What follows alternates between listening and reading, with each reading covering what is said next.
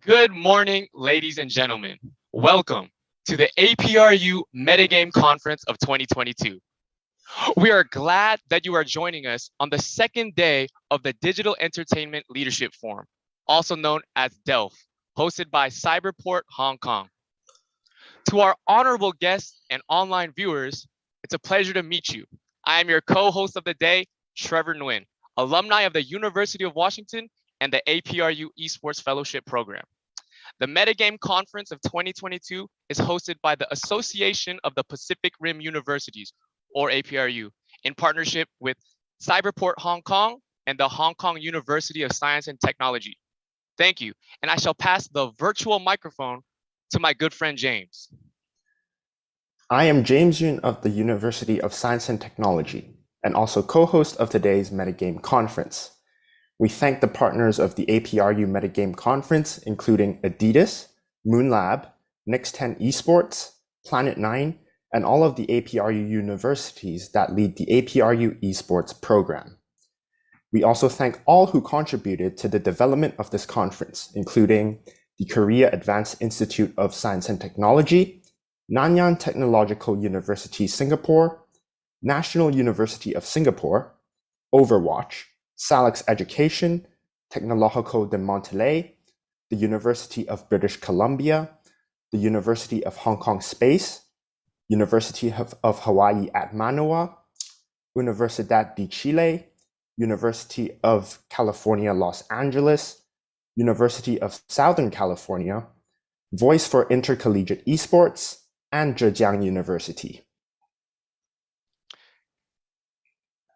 We will have an exciting program today, which will feature policy discussions on the emerging esports hub of Hong Kong and covering important topics related to edutainment, collegiate esports, and the gamification of social well-being. Welcome to the range of distinguished speakers coming from Hong Kong, Mexico, Singapore, Korea, and the USA. Today's program will also feature the finals of the APRU Rampage Invitational Tournament and a special announcement about the Student Digital Art Contest, Level Up Our World. We encourage you to actively participate in the conference by simply scanning the QR code shown on the screen to ask questions and to interact with our speakers today. And also don't forget to share your experience on social media and tagging us at #DELF 2022 and at APRU 1997. To kick off today's event, we invite Dr. Christopher Tremuan, Secretary General of the Association of Pacific Rim Universities. As a network of leading research universities linking the Americas, Asia, and Australia, and the Pacific, APRU is the voice of knowledge and innovation for the Asia-Pacific region. It brings together thought leaders, researchers, and policymakers to exchange ideas and collaborate on effective solutions to the challenges of the 21st century. APRU is also the only university network spanning the Asia-Pacific Rim that works with students to cultivate an active and engaged community to lead the future of esports. Dr. Tremuan, please. Welcome to the APRU Metagame Conference, held in partnership with Cyberport Hong Kong and the Hong Kong University of Science and Technology. I am grateful to our host, Mr. Peter Yan, CEO of Cyberport, for including this international conference as the spotlight event of the DELF Forum. Esports is one of the strategic pillars for Cyberport. So we are building a strong partnership between APRU and Cyberport for the development of the esports ecosystem in Hong Kong and in the Asia-Pacific region. Cyberport has supported the APRU Esports Fellowship Program by offering students access to the industry through workshops, internships, and entrepreneurship opportunities, as well as partnering on the Metagame Conference for the last 3 years. APRU established our International University Centre at Cyberport early last year. The centre provides an opportunity for all 60 APRU member universities from around the Asia Pacific to work with over 800 startups and technology companies at Cyberport. We brought our international network to Cyberport to help empower innovative talent and develop the industry. During last year's Metagame Conference, our members presented a variety of perspectives on the esports ecosystem emerging from policy discussions, next generation learning, and gaming and competitions. The keynote address then by Mr. Sam Barrett from the United Nations Environment Programme provided ideas on ways the gaming industry could support the global environmental agenda. As a network reaching over 2 million students from 19 countries and territories, APRU highlights the opportunities for students in their universities to gain new knowledge and skills. Students are already innovators in creating the esports ecosystem and are often highly talented leaders. Their wide-ranging activities include competitions, educational programs from the sciences to the humanities and social sciences, research into the industry and its social implications, its potential for social well-being, and for problem-solving global challenges. Programs for diversity as well as educational pathways to other careers are also key features. Employees are increasingly interested in the skills that are required through team decision-making under extreme pressure, while scientists want to know how the brain functions under these circumstances. As a team sport, has many spin-offs for how we relate to each other. Esports can also be a goldmine of prize money for high-achieving individuals, but these are comparatively few. Also, the business model is still in its infancy, and the professional life of top players is usually short. Even the technology itself is in the early stages of development, despite the punch it delivers currently. So we face the challenge of how we develop sports, esports, as a sustainable industry with a better career trajectory and opportunities in related areas. How do we ensure diversity and equity among those who play and elevate it above any toxicities? In short, as universities, we want to contribute to building the esports ecosystem. As an international network, we want to increase the connectivity across borders among students, researchers, and administrators. We face many common challenges, and we believe that building socially committed learning communities around esports will be for the common good. These are some of the issues this conference will discuss today. We need to partner with business and government to encourage, develop, and also regulate this transformational way of interacting. We in APRU are very ambitious about shaping a positive future for esports and its contribution to society. We are also very ambitious for our partnership with Cyberport. And to this end, I thank Mr. Peter Yan and Cyberport again, and the Hong Kong University of Science and Technology, which is celebrating its 30th anniversary with the launch of its twin campuses in Guangzhou and Hong Kong and the Metaverse. A special thanks to Professor Wang, Vice President for Institutional Advancement at HKUST, for providing his insights in the keynote address today. I also express our thanks to Next10 Esports, as well as all APRU members who are actively supporting our esports program today. I wish you all an enjoyable time at our Metagame Conference. Thank you. Thank you for that lovely speech, Dr. Tremuan. We now invite Mr. Peter Yan, CEO of Cyberport Management Company, to share his welcome remarks. Mr. Peter Yan is the Chief Executive Officer of the Hong Kong Cyberport Management Company Limited. As the CEO of Cyberport, Mr. Yan leads the digital technology flagship to focus on fostering talent cultivation, industry development, and integration of new and traditional enterprises to realize Cyberport's vision to create new impetus for Hong Kong's new economy through digital technology. Mr. Yan, please.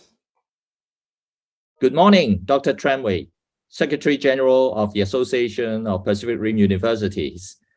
And to our virtual audience, good morning, good afternoon, or good evening, depending on which part of the world you are.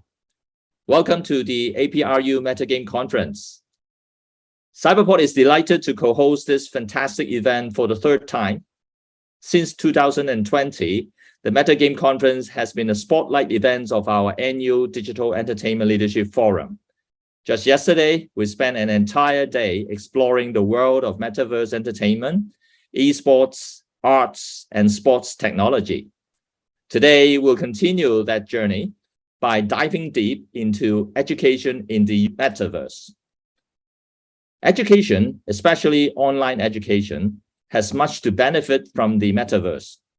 From engaging students in edutainment experience to providing teachers with real-time data to make their teaching more effective. The Metaverse holds the promise of enhanced learning and teaching in profound new ways.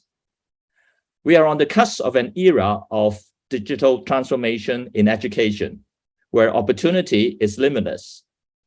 I'm sure today's discussions will yield many exchanges that will not only inform, but also inspire. At Cyberport, we cultivate talents and startups through a vibrant innovation and technology ecosystem consisted of knowledge institutions, leading enterprises, government, service providers, investors, etc., and help entrepreneurs turn ideas into reality. Among Cyberport's 1,800 plus startups and tech companies, we have hundreds of companies focusing on digital entertainment, esports, metaverse, and education technology. Their innovation spans across GameFi, art tech, sports tech, NFT, and other emerging domains, providing individuals and businesses with various ways to achieve more, both in the metaverse and in real life.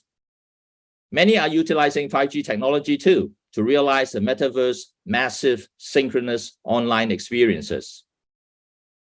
Our work is no better illustrated by one of the panelists in the first panel today, Professor Pauly, the co-founder of APRU. Paul first participated in the Cyberport University Entrepreneurship Program as a PhD student, turned his idea into a prototype using the Cyberport Creative Microfund of 100,000 Hong Kong dollar, and then joined the Cyberport Incubation Program with training, business matching, investment matching, etc., plus $500,000 Hong Kong dollar funding subsidy to transform the prototype application he developed into an education technology startup business.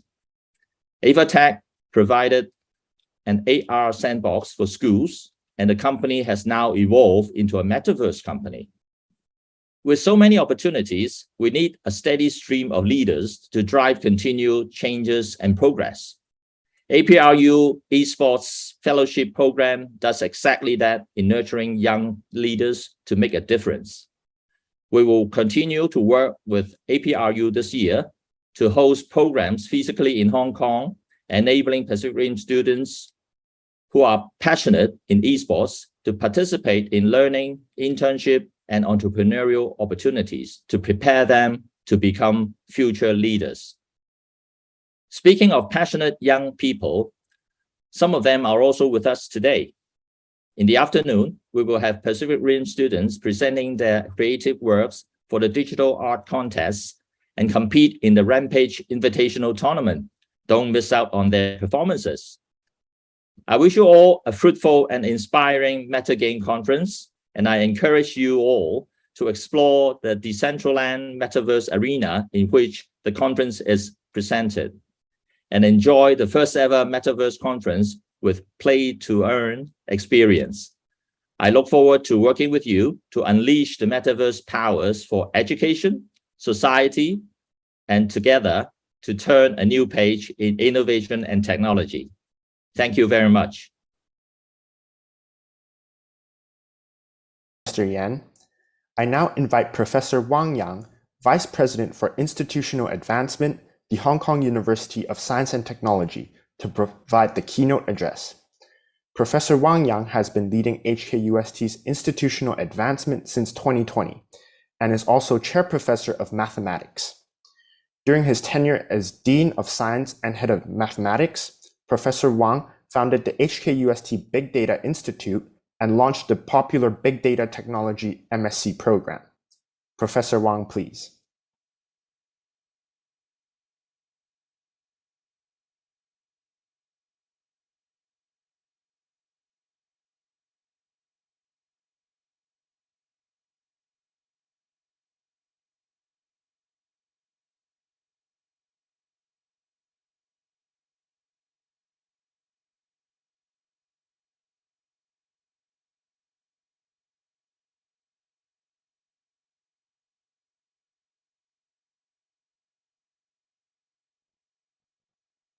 We apologize for some technical inconvenience at the moment. Please give us a second.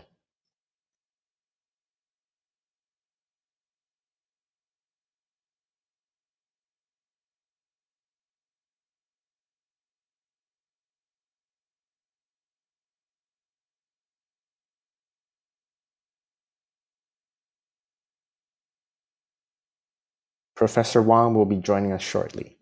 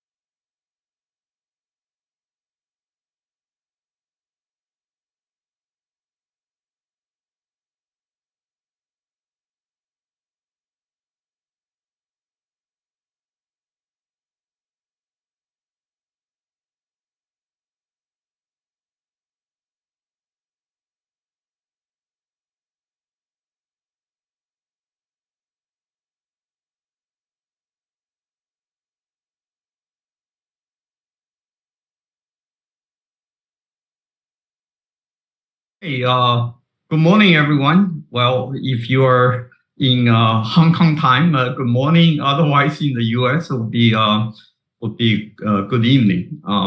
So today, I would like to share with you the HKUST Metaverse Initiative. Okay, so originally, I was thinking of talking about a bit more than just the Metaverse Initiative.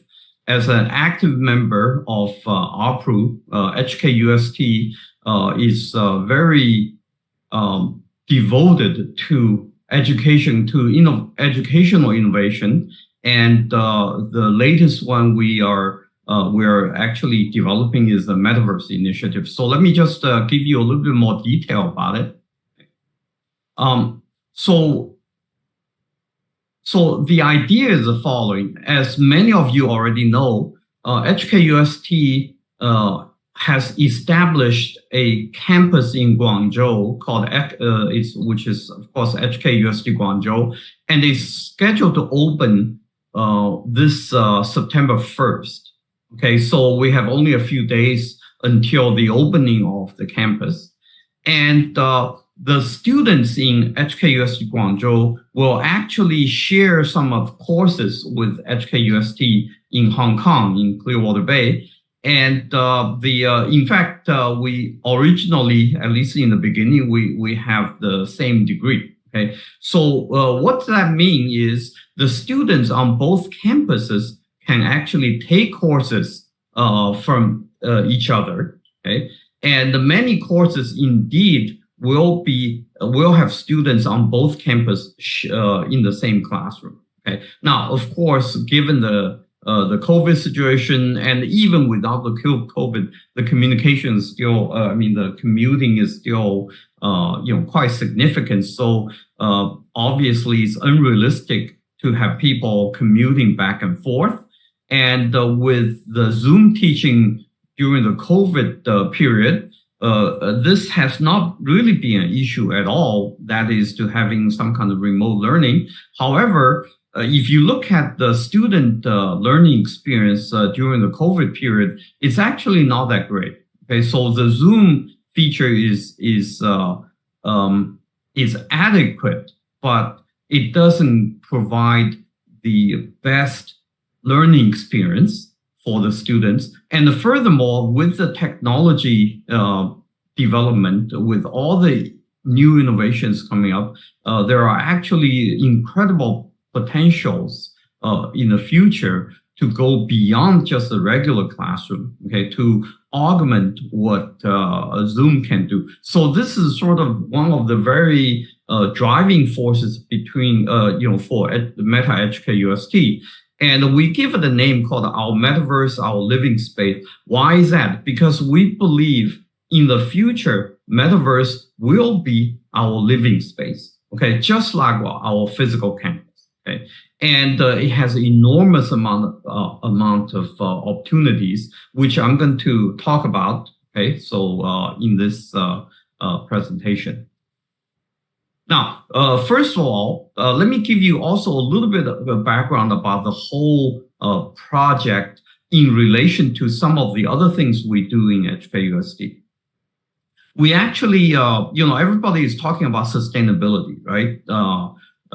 Carbon, neutrality, sustainability. So we are not satisfied by simply saying, well, let's be let's work on sustainability. Let's write a few papers. Let's, yell a few slogans. We actually decided we are a campus, in Hong Kong, and we have been a big promoter of sustainability. Why don't we actually make our whole campus a sustainable campus? So under this, under this idea, we have created a project called Smart and Sustainable Campus. I actually call it Sustainable and Smart Campus, SSC. Okay, and the slogan we adopt is our campus, our living space. Okay, so the whole the project is not just a faculty doing some research or propose something. It's actually it actually involves all stakeholders of HKUST. So faculty, students, staff, alum, and even open to the society to say, well, if you have an idea that you can improve our campus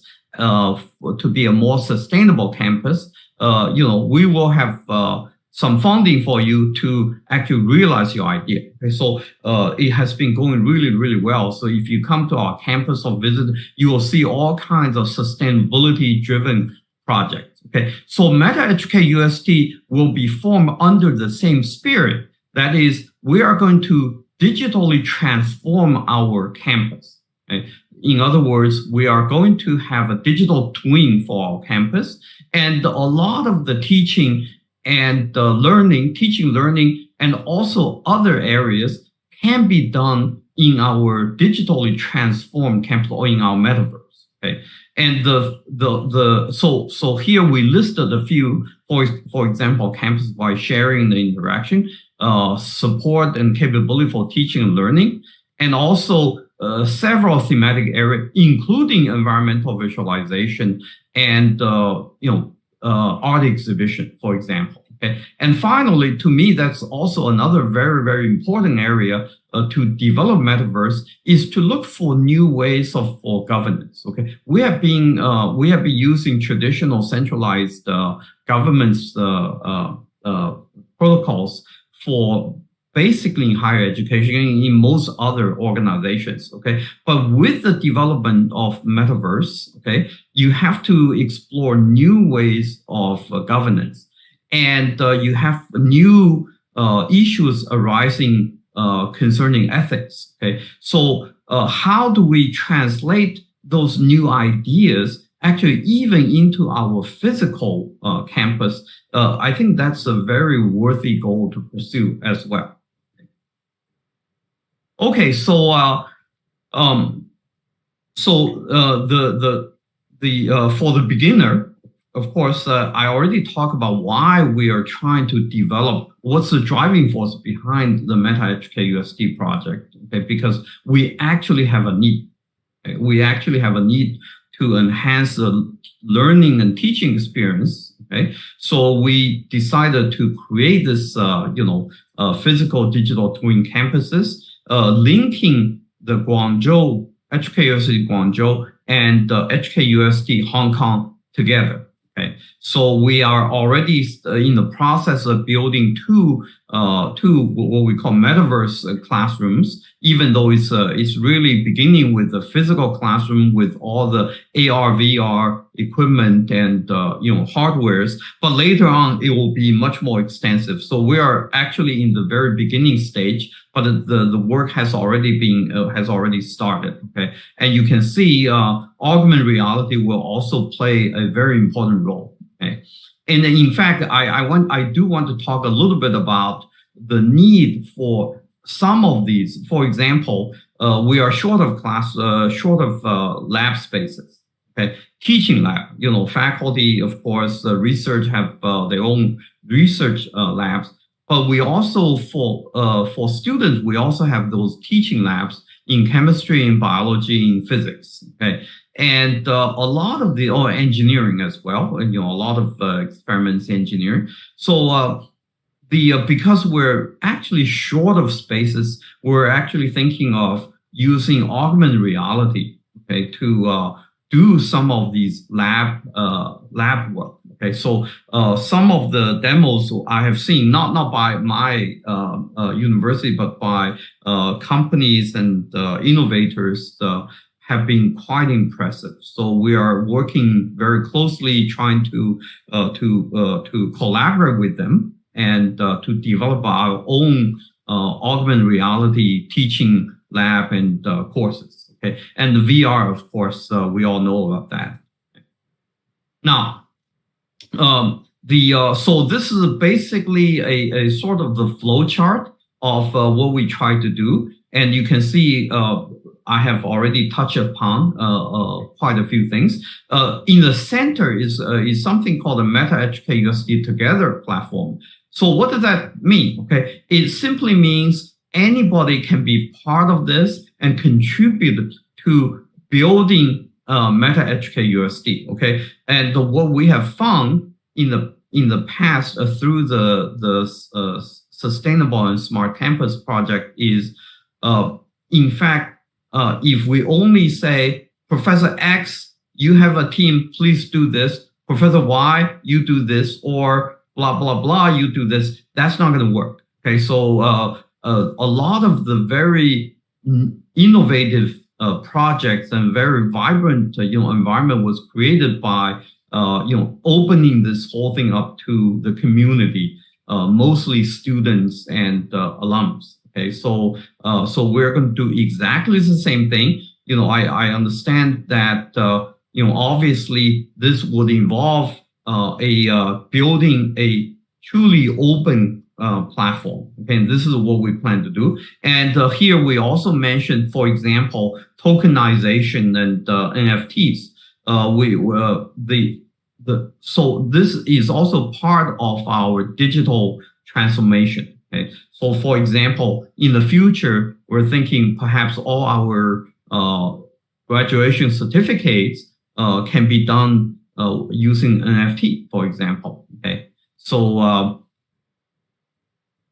and education has meets the metaverse. So metaverse has incredible potential for education, and this is something we're trying to do. Okay, so this is going to be fairly long, of course, but we're thinking that many of the courses can be taught, okay, either as well using in metaverse or much better.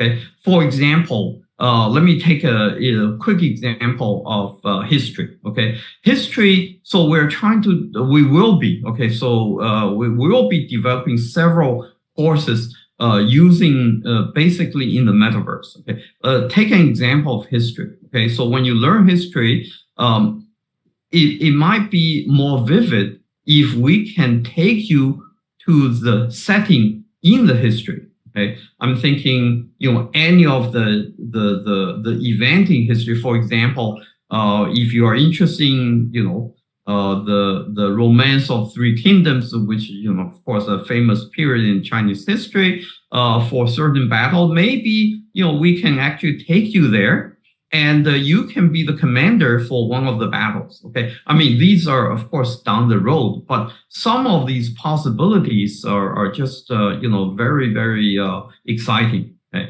Now, for some of the immediate thing we could do is engineering. A few days ago, I was talking to a professor. He said a lot of the students in mechanical engineering, aerospace engineering, if you show them a aircraft engine, okay, they don't even know which one is the front end and which one is the back end. That's actually very common because it kind of looks alike. Okay, so you also, the student don't get a chance to actually visit a factory to see the engine. So what he said is, now there are already these augmented reality type of project where you can take you can put a engine right in front of you and just completely deassemble it. And this, I assume, would work for cars and even work for health. Okay, so you can build, a very realistic 3D model, for some, for some organs, for example, or, for some certain insect or whatever. And you can, really examine what's going on. You can even dissect if you want to in the virtual space. Okay, so all these are endless, but part of the endless possibility for metaverse. And of course, I already mentioned that this immersive experience for students can, can give you a much more impressive and much more vivid teaching experience, teaching and learning experience. Okay, as I already mentioned, visiting historical event, travel through space, and go through, inside the body, for example, okay, taking a 3D tour, which you often see in some TV shows, taking you inside the human body to see how human body works. Okay, all these are really, as I said, extraordinary opportunities we have in the future to truly innovate education. Okay? And also, we of course, we are not satisfied just being, doing HKUST. Okay, so in the future, we feel that for whatever we have developed, okay, so being, labs, the Metaverse lab and the courses, we would like to open it up to the community. Okay, and in my view, Metaverse is one particular tools, in fact, a powerful tool to promote to promote equity in education. We all know what's going on, in the society now, especially in Asian society. There are a lot of pressure for students to learn, and a lot of resources being spent, beyond classrooms. Okay, and all these resources being spent, I mean, it actually puts a lot of burden on certain families, especially on the lower income families.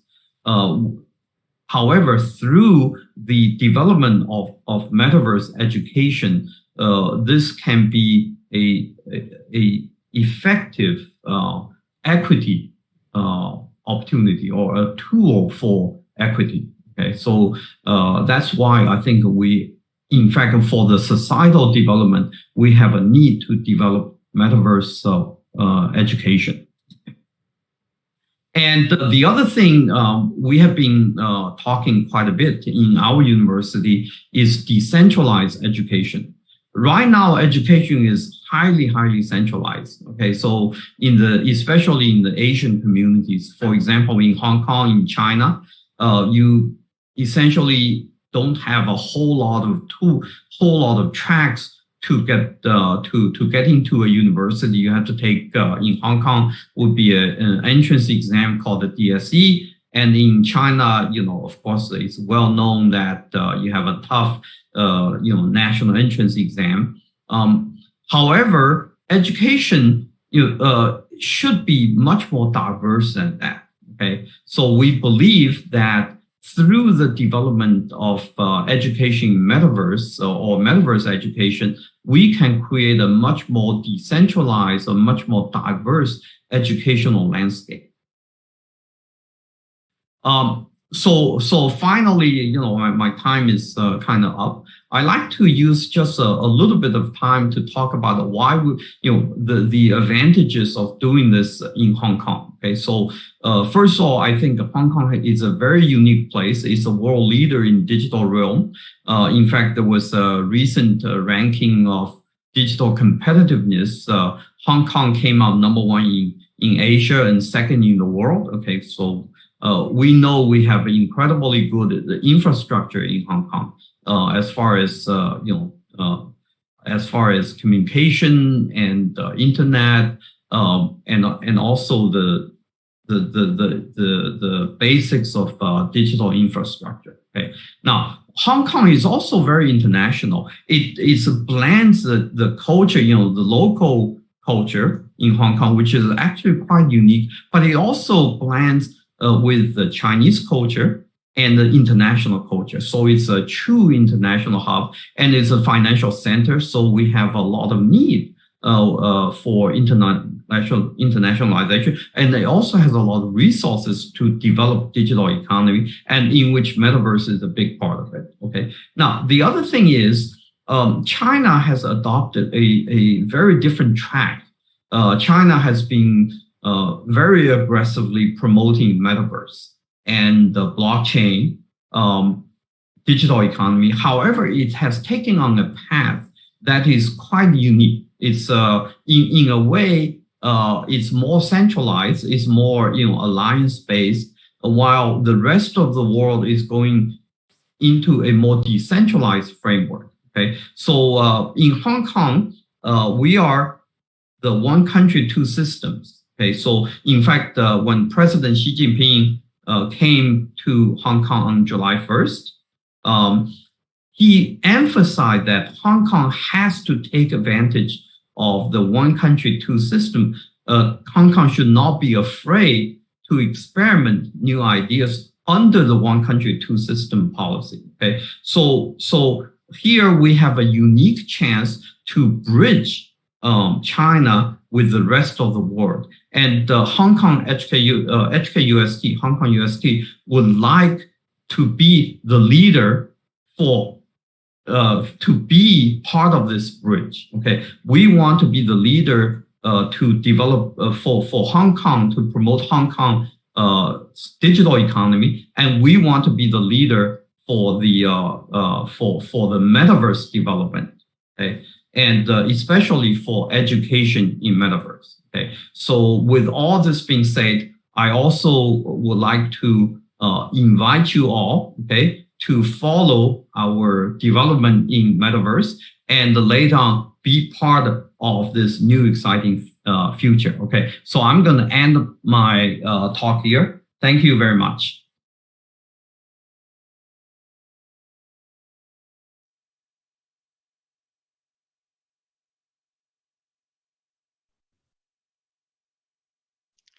Thank you, Professor Wang, for such an amazing presentation.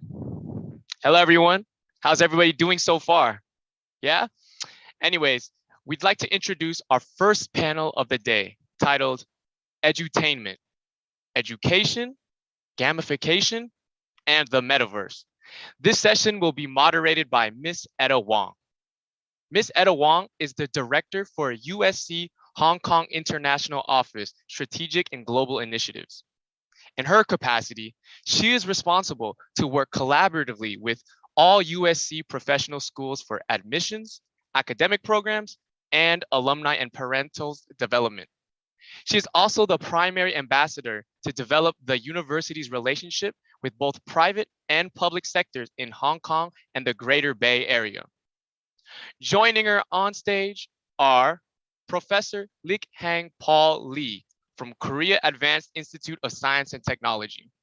Also, Professor Carlos Astengo from Tecnológico de Monterrey. And lastly, Professor Hui Pan from the Hong Kong University of Science and Technology. We will have a Q&A session for this panel. Simply scan the QR code that appears on the screen and type in your questions during the discussion. Ms. Wang, the stage is yours.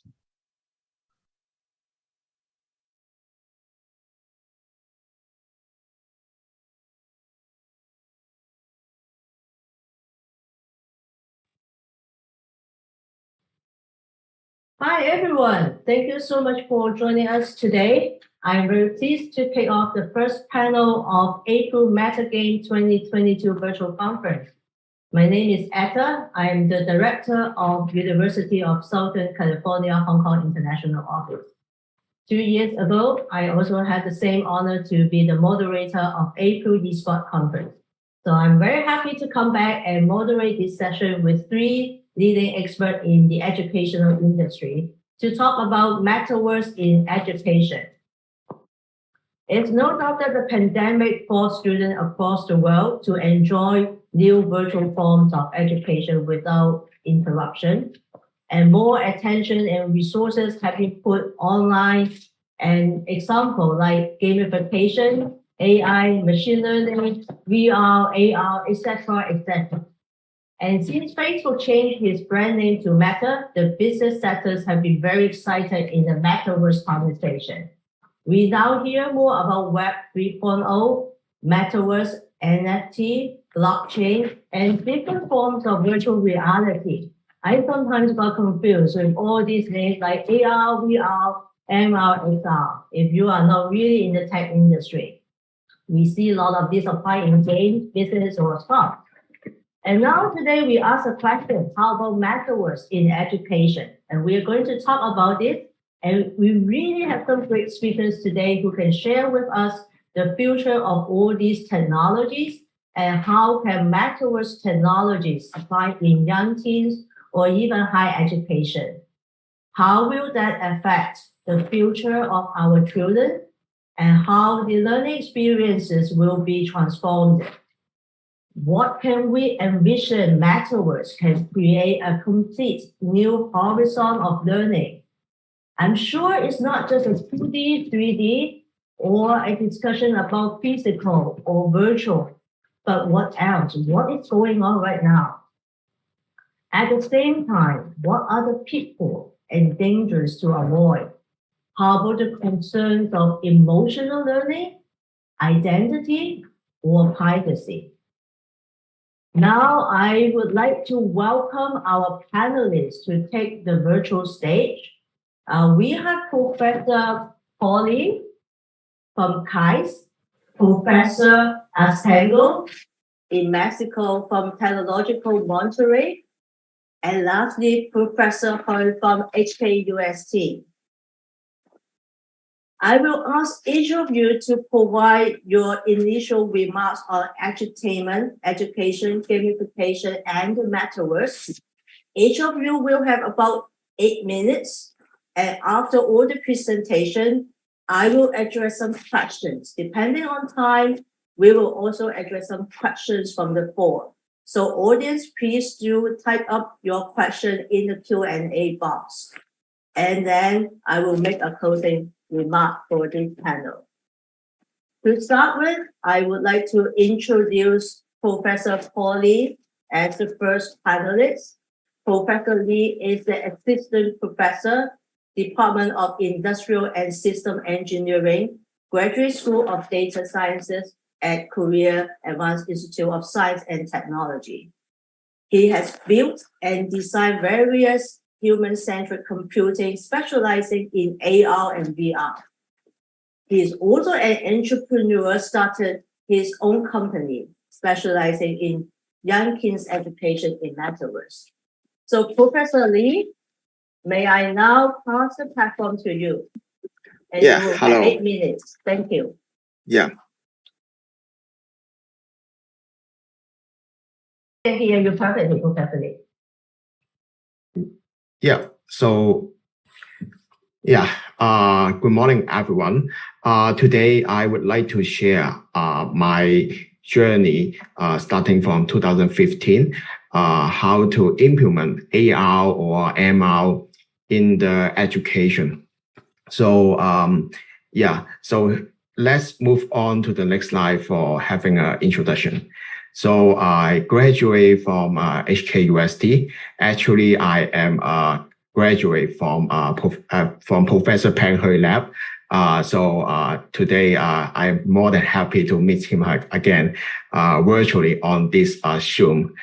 So I will leave the research part to him. Today I will have a hat as an entrepreneur to explain all my journey as an AR, VR player working in the industry. So let's move on to the next slide. We have the so here is a very brief introduction of my company. The name is APRU Innovation Limited. We get a lot of award like Hong Kong ICT Award, like the Hong Kong Awards for Industry in 2018, and also HSBC Business Award. All these awards go to my team, and they're working on the like the AR and VR business. Okay, so next slide. So here is a brief introduction of our products. The name is ARGEO, AR Geography. Okay, so it is an interactive teaching environment that uses the AR technology to increase the student interest and the commitment to for learning through the gamification and other learning techniques. So we work with a lot of teachers from secondary school. Most of them are the senior teachers from the geography subjects. So and we also have planned to extend the learning modules from the from geography to other places. As you can see in this video, the teacher here is showing a landscape, so the student can easily modify the landscape, and then they can learn by doing. Okay, and it is worthwhile to mention that we build up. This is already the third version of our product, and the first prototype is actually supported by Cyberport. So today we are very happy to share these products again in this venue. Okay, next slide. And before we have such a AR geography product, we can only use some very rigid demonstration like this. And so we would like to do some innovation in our classroom to build up the classroom of the future. Next slide. So in the classroom setting, I suppose this should be a video, but it doesn't matter. So the teacher asked the student come out and then do some change the landscape, and then do some modification on the landscape. And then next slide. But here is the thing. You can imagine we have such a machine in the physical classroom. During the COVID-19 pandemic, we know that we have lockdown in the region or in Hong Kong. So people or students and teachers, they need to stay at their home, and then all the things go to the online teaching and learning. So to make sure that the student and the teacher can make a sustainable way to learn with the AR or VR, we build a new version on the iPad as a virtual environment. Next slide. Because we already have a group of users, like more than 150 schools in Hong Kong, Shenzhen, and Macau, and also some university like University of Hong Kong and University of Macau, and some public organization like Hong Kong Science Museum as well. Next slide. So can you play the video? Sorry. Yeah. Okay. So here is the function of this virtual environments. So students can modify the landscape just by tapping on the touchscreen. And also the teacher can use the measurement tools to teach the geography here. And then they can import some preset landscape. So, and also we have the classroom account management. We know that teachers are super busy during the COVID-19 pandemic. And also we have the AR. So after we create the landscape, the AR pop-ups can become an illustrate for facilitated discussion, even they stay at their home. So we also encourage the student to make the landscape and then print it out for a revision purpose. So go to the next slide.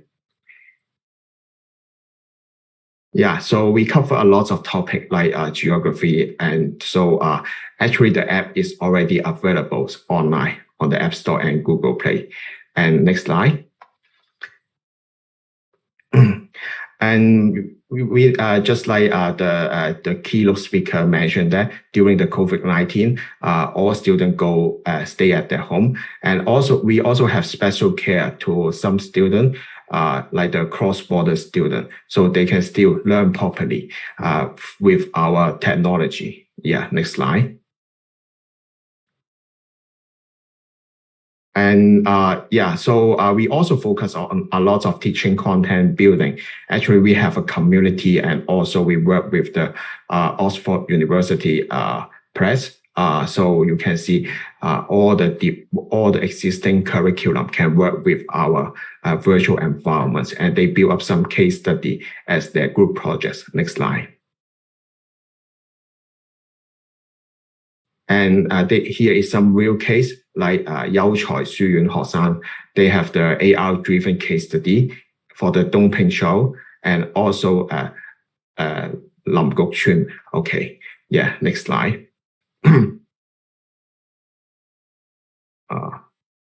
So we also organize some workshop. We are afraid that the teacher or student are not very aware about products. So we do a lot of marketing campaign for this. So here is some sharing from the teacher.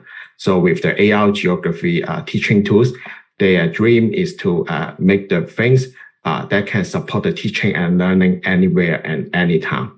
So and they hope that the visualization tools in the augmented reality can improve their teaching and learning. Next slide. And we also get a lot of media coverage, for example, on the Now TV, RTHK, and TVB as well. Next slide. And also we have reported by the Yishou magazine and some others newspaper as well. Next slide.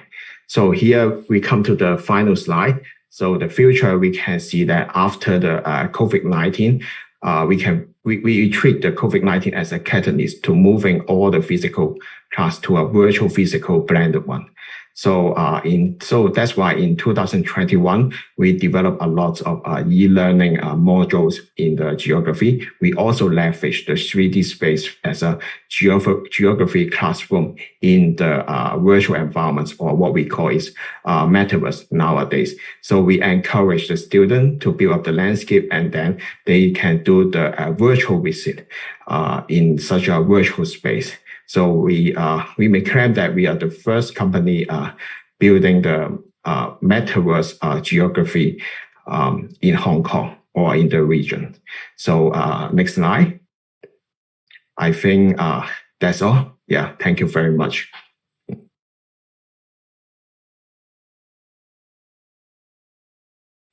Thank you, Professor Lee, for this exciting Metaverse geography tools in the classroom. May I now invite our second panelist. We will now bring you from Korea to Mexico right now with Professor Estengo on the stage. And Professor Estengo is the Associate Director, Science Department, School of Engineering at Tangio de Monterrey.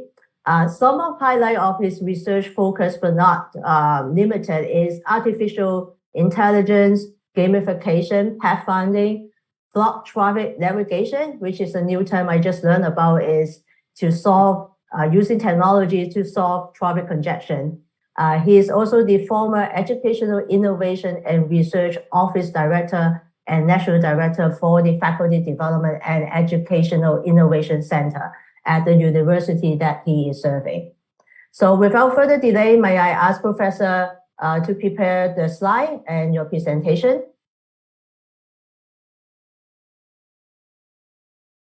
Thank you very much. Good morning, and thank you for the invitation. Please, the next one. I think, and the next, please. The next one. Okay, the COVID-19 pandemic has caused a gap not only in economic or social aspects. Next, please. In particular, it has meant an educational blackout. Next. 1 billion of students were forced to leave their classroom, in many cases without adequate technological and educational platforms. Next, please.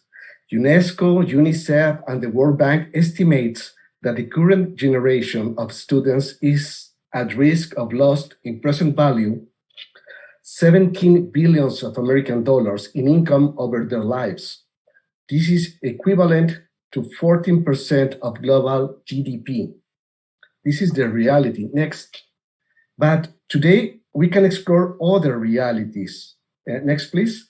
And maybe if we are sufficiently smart, we can solve problems there that allow us to be better in this reality. Next. Next and next. It is not the first time that humanity faces a problem of this magnitude, but it's the first time that in the middle of struggles times, we can reimagine and reshape our reality. Since the beginning of humanity, we ask ourselves, what is reality? Do we are capable to know it? Those our senses and minds are the only way to know and model this reality. In 1974, in the Star Trek animated series, it appears a rec room, a special room capable to give the crew a sense of other realities. They can see, hear, smell, and touch virtual objects. Next, next, and next. And the dream of a non-invasive model of other reality was a big driving innovation. Next, please. And the next, and the next. See, thank you. My first virtual reality experience was in 1993 when, with a bunch of students, we built a VR system using Nintendo's glove and Sega's glasses. It was an amazing experience, not only because we can touch or move objects within the computer. It was really amazing because the sense of achievement in our students' eyes. Next, almost 30 years later, we have at Tec de Monterrey special places named VR zones for learning. For instance, medicine or computer science using these VR technologies. The next one. But let me go back in time at the beginning of the pandemic. Our students started attending virtual classes with their cameras on. The next. Few days later, I noticed some of them start to turn it off. When I asked them why, they told me that they feel like all the classmates were invading their rooms. So we start to develop different kinds of avatars for them and to ask to use different technologies so they have the opportunity to reinvent themselves. Next, please. Now we are back at university. Next, but we are still using that experience in creating their avatars. Next, please. And electronic versions of themselves. That's the avatars. Next, please. And enhanced versions of themselves. This is a video. Can we run it?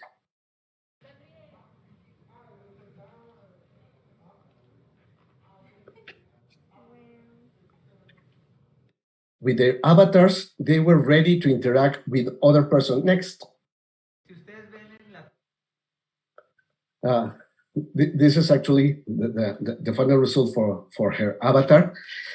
Then the Tec de Monterrey decides to create the next level, a specific virtual environment. And next, please. It's our own metaverse. We name it the virtual campus. Next, please.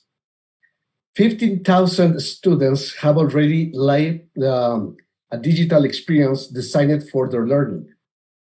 Next. My students, for instance, live a scavenger hunt. So they went to different places, including exploring the sea, in order to find clues that lead them to solve challenge, and those challenges lead them to new clues. So it was amazing. Next, please. But the idea of metaverse is not new. Well, this is where we are celebrating. The next one, please. The idea of a metaverse is not new. 20 years ago, in 2003, Leiden Lab develops a virtual world named Second Life. Next, residents of this virtual world were able to explore it and buy virtual land or build virtual homes. It is remarkable that avatars were not imposed to follow physical laws. They, for instance, had the ability to fly. Next. In the virtual world, I found a lot of schools and universities, and all of them were built in a traditional way, using the front of the class for the lectures. The most innovative, next please, were without a physical building, but still with the use of big screen for lectures. Next, please. The lesson is clear. Innovation is not only technology. It's a change of mind. It's about to be creative and being able to generate value. Next, please. Nowadays, we are trying to incorporate object manipulation, haptics, using AI cameras, next, for an immersive learning experience. And based on this active learning, faculty must change the way we used to design learning activities. Next, please. Not all is about virtual reality. We have the potential to enhance reality with information or adding objects in augmented reality. Next, please. Here we have a lot of challenge, but when we realize that learning is a sharing trip with your students, it is more easy to challenge them, to guide them, and enjoy their achievements. And next. It's a video about how we teach augmented reality. But I would like to talk a little bit about a quite new project. Please, the next. This augmented reality. Next, please. And next. And I want to talk about the Holographic Professor, our first approach of the holodeck that we were talking about. And next, please. Next.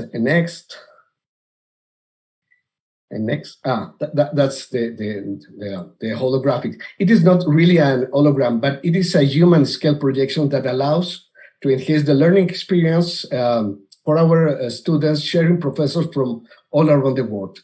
In 2014, we run a special innovation faculty program for professors, where to ask them to develop a special project, and all of them at the end have to present their findings using AR. The next, please. The next, please. Okay, so we use also drones, and I would like to talk a little bit about the last years on the pandemic. Please, the next. Yes. In the last couple of years, within the pandemic, we started a special program with our students. They were building interactive marketing products. We were working with young writers in order to develop a mini game or a graphic novel, please, the next one, in order to engage the public to read their books. The next, please. The students were asked to work in small groups, developing a studio, and to present their findings to special judges that came from the industry, in particular from the Monterrey Interactive Cluster. Next, please. And the next, and the next. In those years, we also developed VR emergency room for training experience for young medical students. Next, and next, please. This is that's during the COVID-19, we had 2 special meetings with San Jose State University in order to find collaboration projects. I had the opportunity to work with a group of students developing first, this is a gamified case for social workers. We start with a case wrote by Moctezuma Garcia, a professor from San Jose, and we transform it into a graphic novel. Next, please. And second, next, please. We work with Alan Wang, also from San Jose State University, in a special video game product in order to teach young students about cybersecurity issues. Next and next. And we're just in the final. In 2018, I had the opportunity to went a special APRU meeting in Hong Kong about how to develop esports industry and what will be the role of university in such task. Next, please. When I returned, I was thinking that maybe with 20, 25 students, we can start something and we can ask students if they can join. At the end, we have more than 100 students working with us in an innovative week, developing the esports strategies for Tec de Monterrey. Next, please. Since then, we are in the research group, and our main areas are next and next. Basically, AI, as we already mentioned, and now neuroscience. In 2010, we were shown with this report for IEEE. They show an electroencephalogram, please, the next, of students in different activities, showing that the brain waves, next, please, for attending classes or watching TV were very similar. Next, please. Our main goal now in this research group is to understand what makes people enjoy an activity, what makes things fun. If we can determine it, if we can measure with brain waves, maybe we can reproduce it in the educational environment, and maybe we can design a real gamified learning activity. So what we have learned today, next please, that the students wants to learn, just challenge them, but maybe they want to learn in different way that we used to teach them. So COVID-19 show us that they can learn in different environments, in different realities. In such realities, not everything always are good. We need to do more research about, for instance, toxicity. Maybe we need new realities, more open, to include diversity.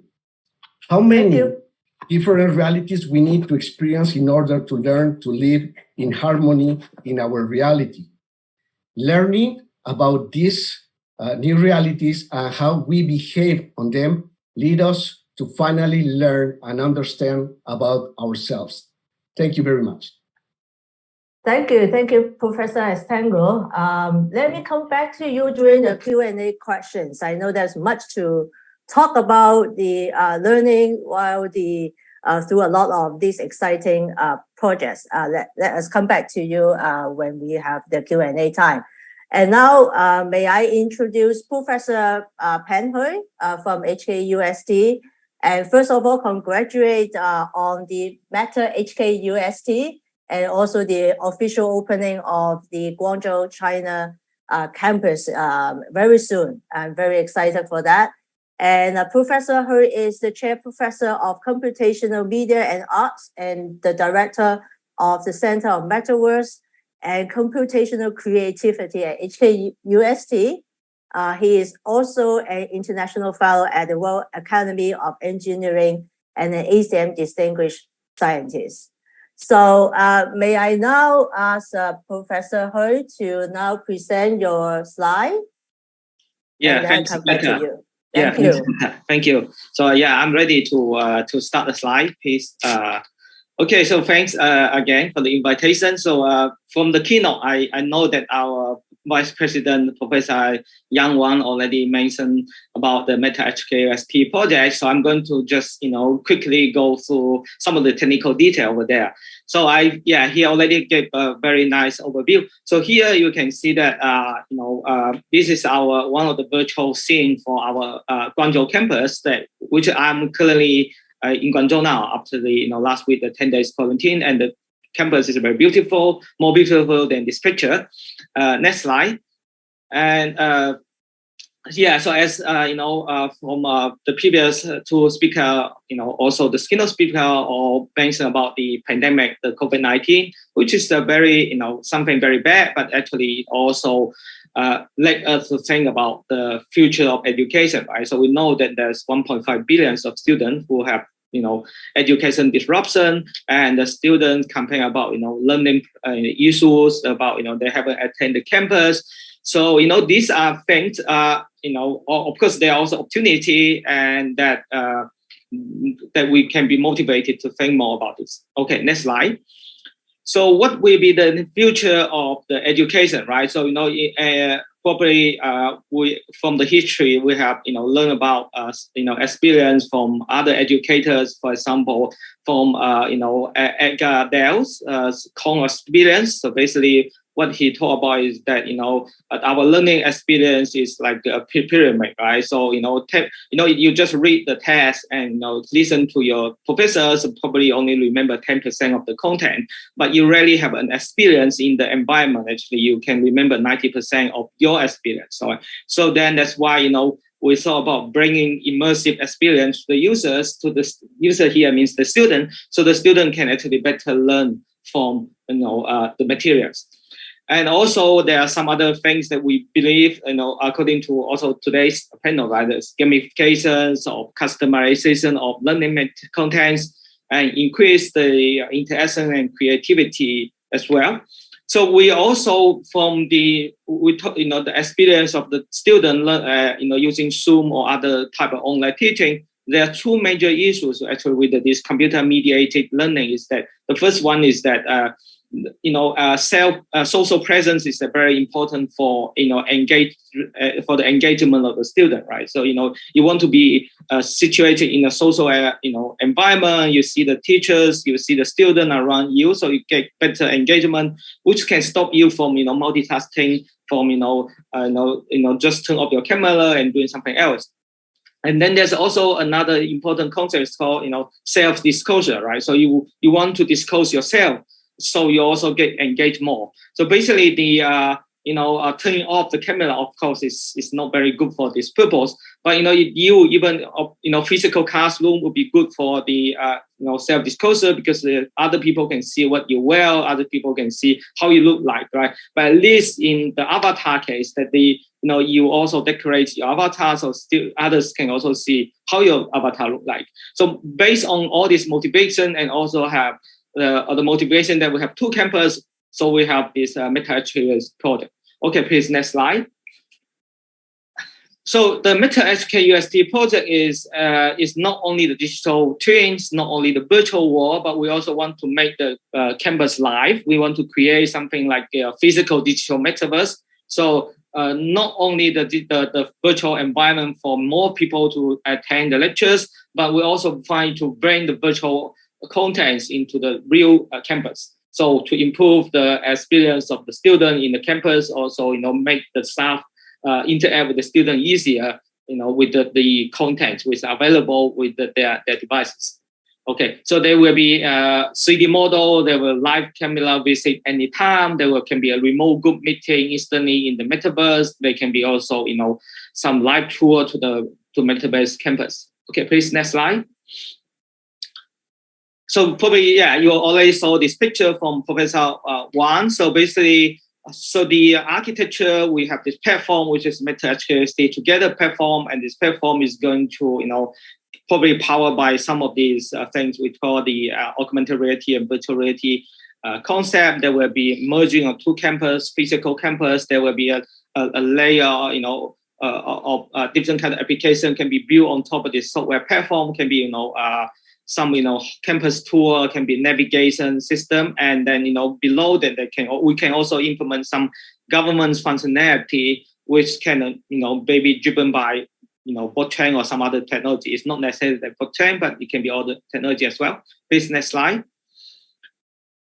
And so showing about this just some typical application here, right? So you can do an art exhibition in the campus. You have these we have the computer and media and art department, so that we have a lot of artists like professors and students. So they would like to create their digital art, and then they can just use the physical campus, also the digital campus, as their exhibition hall, right? So they can just put their art, throughout, scatter around the campus, so others people can just point their phone to some special plot and they can see those art exhibition over there. It can be also used to visualize, for example, the data, the quality of, for example, the data collected by the IoT device in the campus. So it can help them to better, engage in the campus management, like, to be clean, to be green. Okay, next slide, please. And one of these, really something is going on is about the Meta Classroom. So Meta Classroom, we have already built the Meta Classroom in the Guangzhou campus. So the renovation will be done. So will be a physical classroom as well besides the virtual one. So will be a motion capturing device installed. There will be a cave in the classroom. There will be a lot of VR and AR headset. There will be 3D scanner, like robotic arm. There will be installed and will be functions in from 1st of September. So I've been here just to looking at the construction work as well. So next slide. And with all these things, we have, we expect our Meta Classroom will be support, learning, collaboration, gamified learning experience, and and also access to some restricted environment that actually Professor Lee have demonstrated that there's some, you can bring people to maybe remote places. You can also bring people to nuclear reactors or, some more dangerous places that actually you cannot physically go over there. So please, next slide. And of course, not only learning and teaching, but, we hope this system, so these photos are just, we just make them. It's not the real AUST metaverse. So we like to make something more like photorealistic, but at least the student with this idea, with this platform, they can, design their virtual scene for meeting. They can, create their own scenes for social event. They can be a bar or pub or some other even more creative venues in the campus. And then the next slide, I will talk about the, about the also virtual meeting with the, for example, school office staff, not only interact with the student, but we can also hope with this platform can also facilitate the student and staff counseling or other kind of interaction. Okay, the last slide will be the next slide, please. So so we hope that we will make HKUST campus as a physical digital metaverse. So not only the virtual thing, but improve our real life as well in the campus. Thank you. Thank you, Professor He. So terribly sorry about the time limit. And may I now ask the operation to just put down the slide so that we can have the Q&A. I would like to address the question first to each of you, and then lastly, a question to all three panelists. So maybe let me start with a follow-up question to Professor Lee. Professor Lee, you are working more towards young kids or high school students, am I right? And that is really amazing of the APRU sandbox. Yeah. And my question is, while you launched the sandbox, what are the challenges from the teacher's side? Because they are high school or young kids educators, they may not have the resources or the knowledge. What are the typical challenges that the teachers are facing and how you partner with them to adapt new technologies in the curriculum? You make a very good question, and the teacher actually they have very limited time, especially the resources. But I appreciate that they give a lot of very brilliant ideas. But we need, as an entrepreneur, we need to prioritize all the ideas and build the most useful and for both teacher and student. So this is one of the challenge. We build up this RGO sandbox. And in what way that you can give more support to them? In which way we can give more support? We need to tell them and also build up a lot of workshop to tell them how to use the device, and such a device can be integrated in the curriculum. And also we believe that we need to do a lot of demonstration, not only to the geography teacher, also to their principals, to who have the buying power in the school. So not only the teacher, not only the student. Is more than this, right? So we need to also provide some pitch to the principal. That is how the things work in the market in Hong Kong, at least. Yeah. And I hope that maybe in the future the government will also give you and the institution more resources to support. I think that is a very critical part as well. Right. Yeah. Okay. Thank you, Professor Lee. My second question is to Asango. You have many projects. I have also a lot of questions in mind. Maybe a highlight in terms of one of your projects, and you mentioned one very good point. It's not just about technologies, right? It's the way how we use technologies and make it more interactive. Can you just give us some advice or your experience sharing how educators really can use or leverage new technologies for a more fruitful learning? Okay, thank you. In Mexico, we have a special phrase that said, you need to go slow because we are in a hurry. That means you need to do your baby steps in innovation, but you have to be aware that we are moving towards. So you can spend a lot of time doing, but you have to start and do it slowly. There is a special model from Fuentedura that it's called the SARM, and this is for substitution, augmentation, modification, and redefinition. And these steps, from my point of view, is a good start for adopting or developing technologies and innovation. So when you say start slowly means that also to give time for the educator, administrators to understand the rationale and the use of technologies, is that correct? Yes, or beyond that? Yes, indeed, that's the point.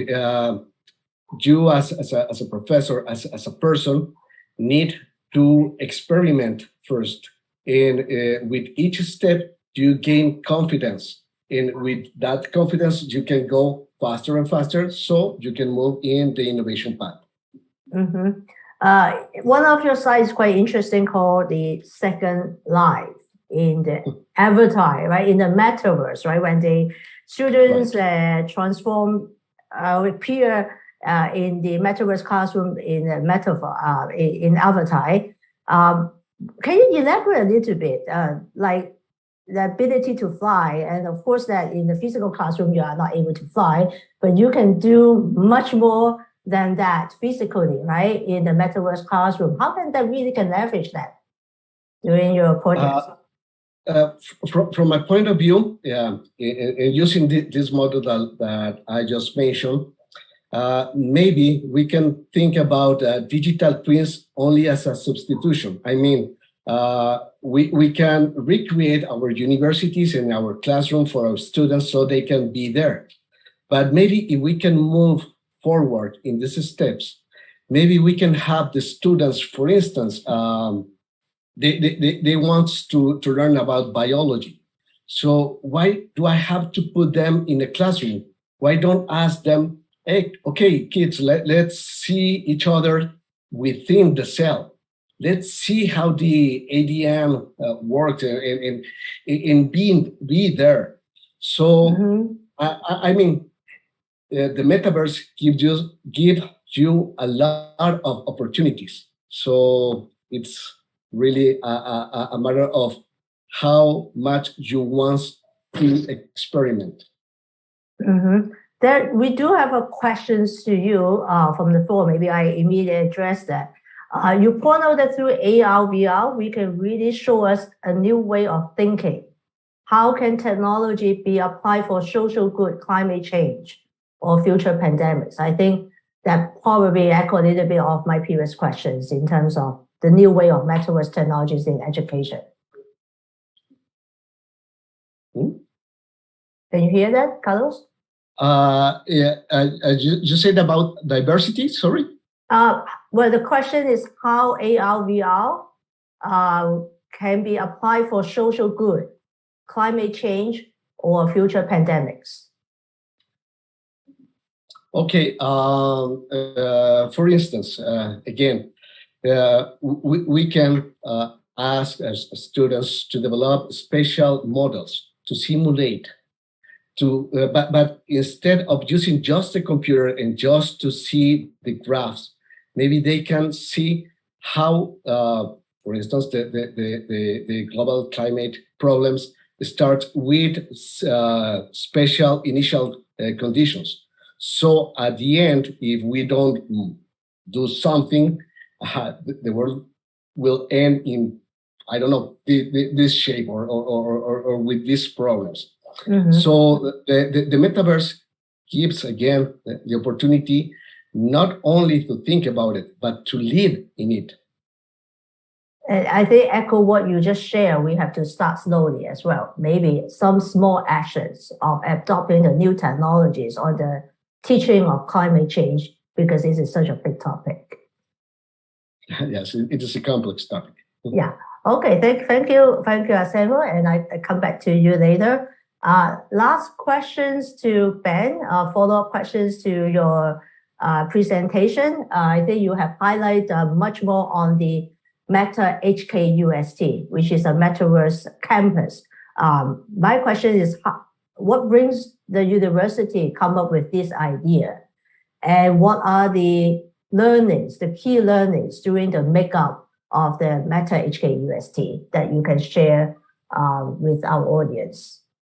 Okay, thanks, Etta. Yeah, so this is actually, a kind of initiative that we want to build for this, right? So there's actually three main reasons. The first reason is because of, as we just, all the speakers like Carlos and Paul, and even previously the Professor Wang have mentioned about the pandemic, right? So the pandemic might have actually disrupted the education of more than 1 billion students, right? So this actually, of course, it's a disaster, but also make us think about the future of education, right? Just there always we see the light.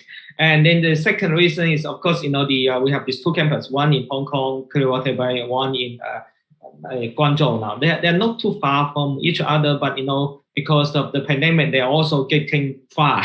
It's not easy to commute, right? And then how to actually let the teaching and learning of the student and professor for two campuses can be better integrate, right? This is very important because we don't want two campuses just to be totally doing their own thing, right? So this is actually a nice concept to bring them together. And the third thing is actually again, all the speakers have talked about that is that the technology is now there, right? So we have all the moving from the history of computation, right? So technology get ready.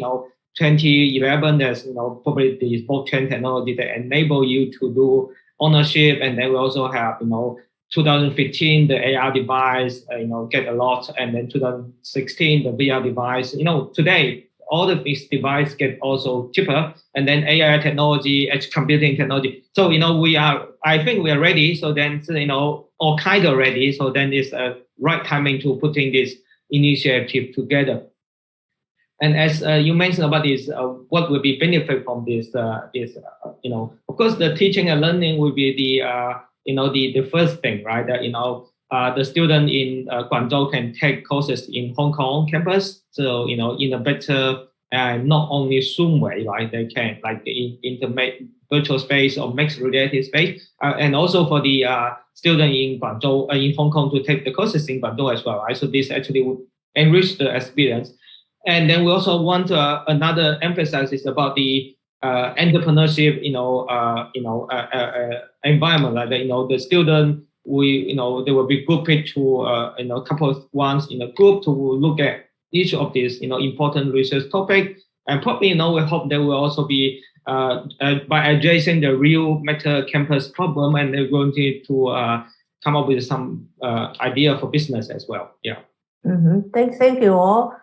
We do have a lot of questions from the Q&A box, but I don't think that we are able to address all. Let me maybe consolidate one main theme. I think many are concerned about the application.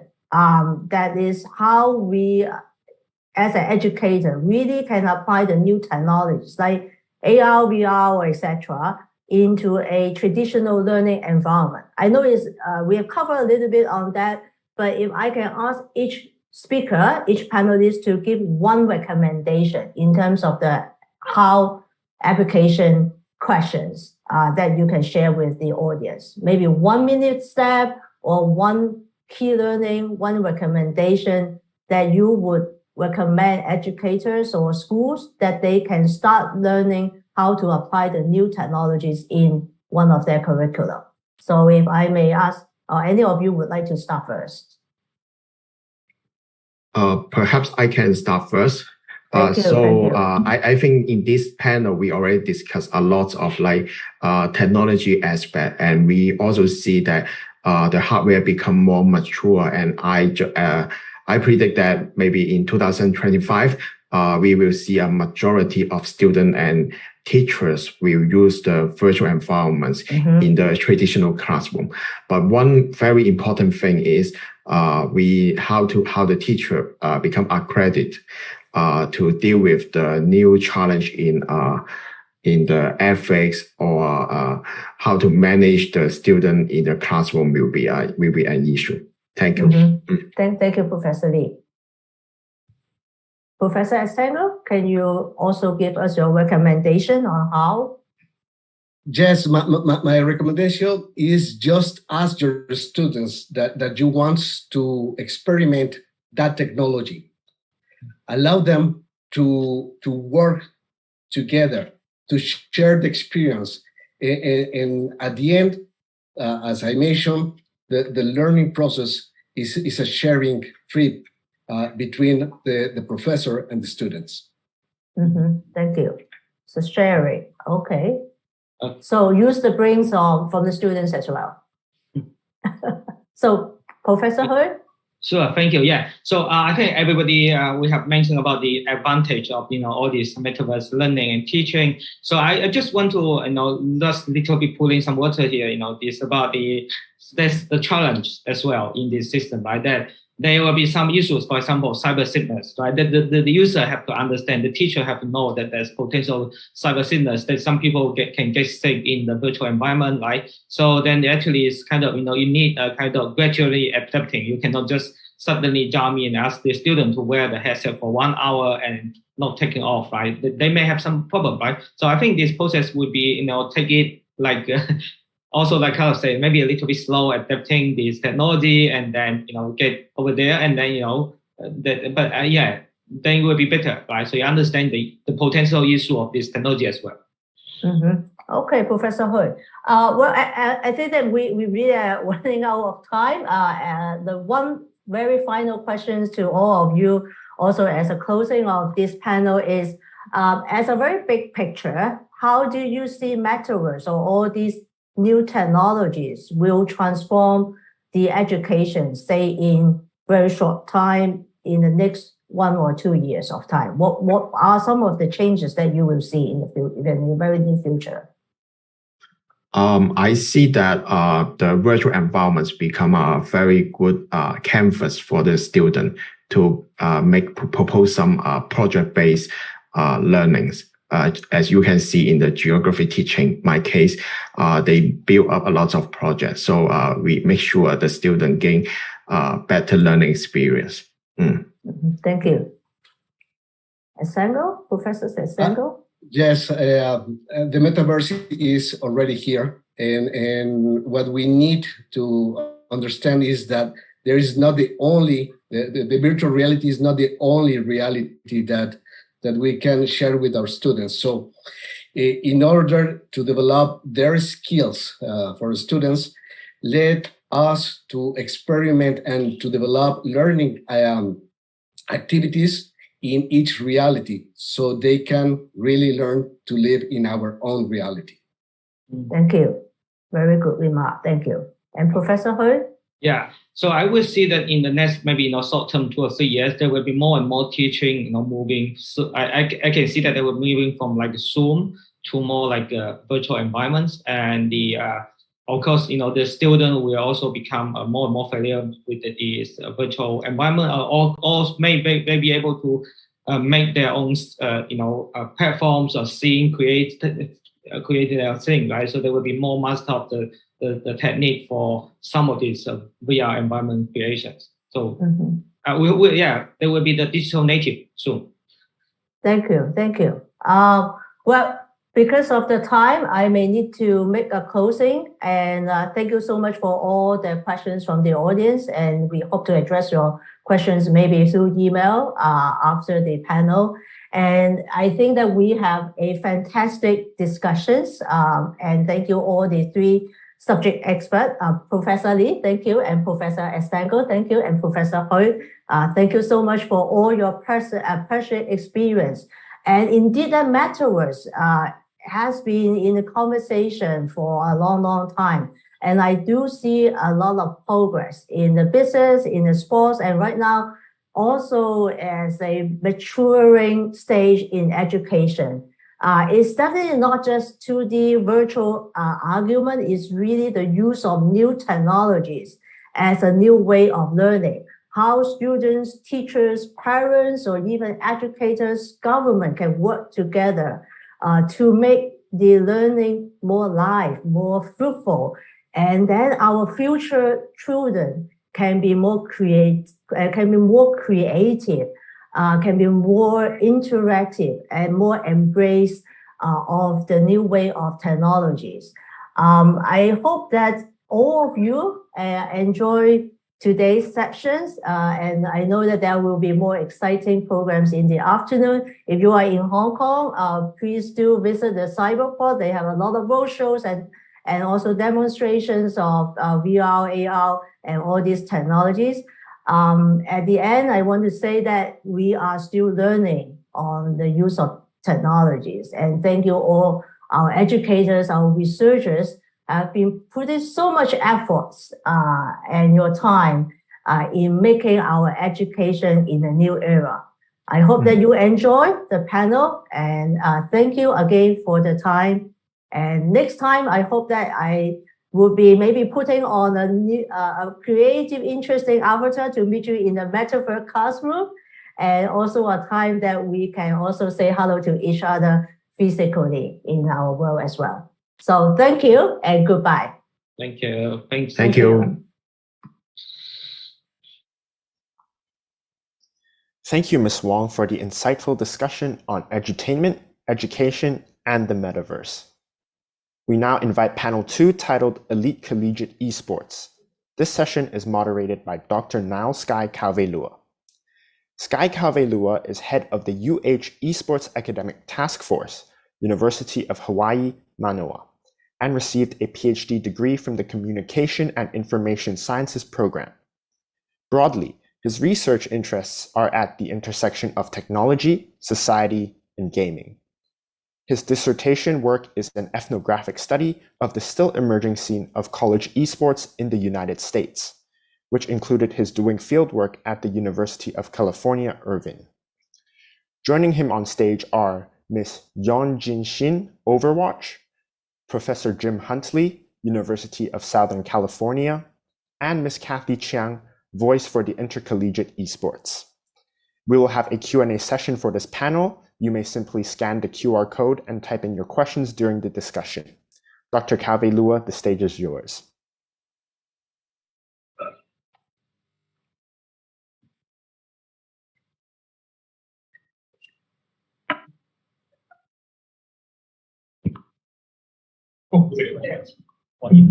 Okay, Sky. Sky. Hi. Okay. Hello, everybody. I am Sky Kaveloa. I am very, very excited to welcome our second panel for our discussion today. I want to thank the Metagames Conference and the APRU for inviting this illustrious panel to discuss a topic that is very important within the domain of esports, and that is the topic of college esports. And so with that, I would like to first provide some context of this hour's discussion. And this hour's discussion will revolve around a number of themes, and those themes are very important within the topic of collegiate esports. And that's really number one, discussing what are the relationships between the industry itself, the larger video game industry, and what is happening with the development of college esports. Number two, what are sort of some of the strategies that universities are doing or creating or implementing in supporting esports on college campuses? Number three, what are some of the challenges as well? This is something that is very new in North America still. And so what are some of the challenges and how are the universities trying to combat that? And then finally, what ways are universities, schools, and colleges cultivating this sort of culture of community student development and student life when it comes to college esports on university campuses? And so with that, once again, I am now Sky Kaveloa. I am the director of the University of Hawaii's esports program. I'm also the lead of the task force at the University of Hawaii when it considers discussing looking at or cultivating, again, these type of cultures on campuses when it comes to campus esports. So number one, the agenda today is really to do an introduction of our guests. I'm delighted to have three very important speakers today for this hour. Number one, we'll be hearing from Yeonjun Shin. She is from the Overwatch League, and she is somebody that is related to or deals with player support operations and coordination for the Overwatch League. Number two, we're going to have Professor Jim Huntley, and he is somebody that is dealing with the larger games industry in California, especially at USC. He's faculty advisor for the USC Trojan Esports program, and we're very happy and delighted to have him as well. And then finally, we have Cathy Chan. She is the board member and vice president of Voice, which is a nonprofit. Voice essentially stands for the voice of intercollegiate esports, and it is something that it's a nonprofit that is growing in reach and also influence when it comes to looking at collegiate esports from the grassroots area, but also from getting presidents involved as well. So we're very happy to have all three. So today's agenda is we're going to have each of the speakers provide a 5 to 10 minute background and introduction to their own history with games and esports and what they're doing now. After that, I will follow up with questions to elaborate on the discussion of the themes that we covered or that I outlined today. And so with that, I'd like to actually start with Yeonjun Shin and have her explain what she does and also her views on sort of collegiate esports as we move into this discussion. So Yeonjun Shin, please go ahead. Hello, my name is Yeonjun Shin. I also go by YJ. I am currently a player relations coordinator for the Overwatch League at Blizzard, and I've been here since April of 2022. I was also a director of HR at Rutgers Esports, a collegiate student-led org at my university, where I've also gained experience with competitive operations and graphic design. I'm very excited to share my insight and perspective with all of you as someone who has been around in the esports industry, specifically collegiate, for about 6 years now. Okay, thank you, Jim. Next, we have Professor Jim Huntley. Hi, my name's Jim Huntley. I am a professor at the University of Southern California.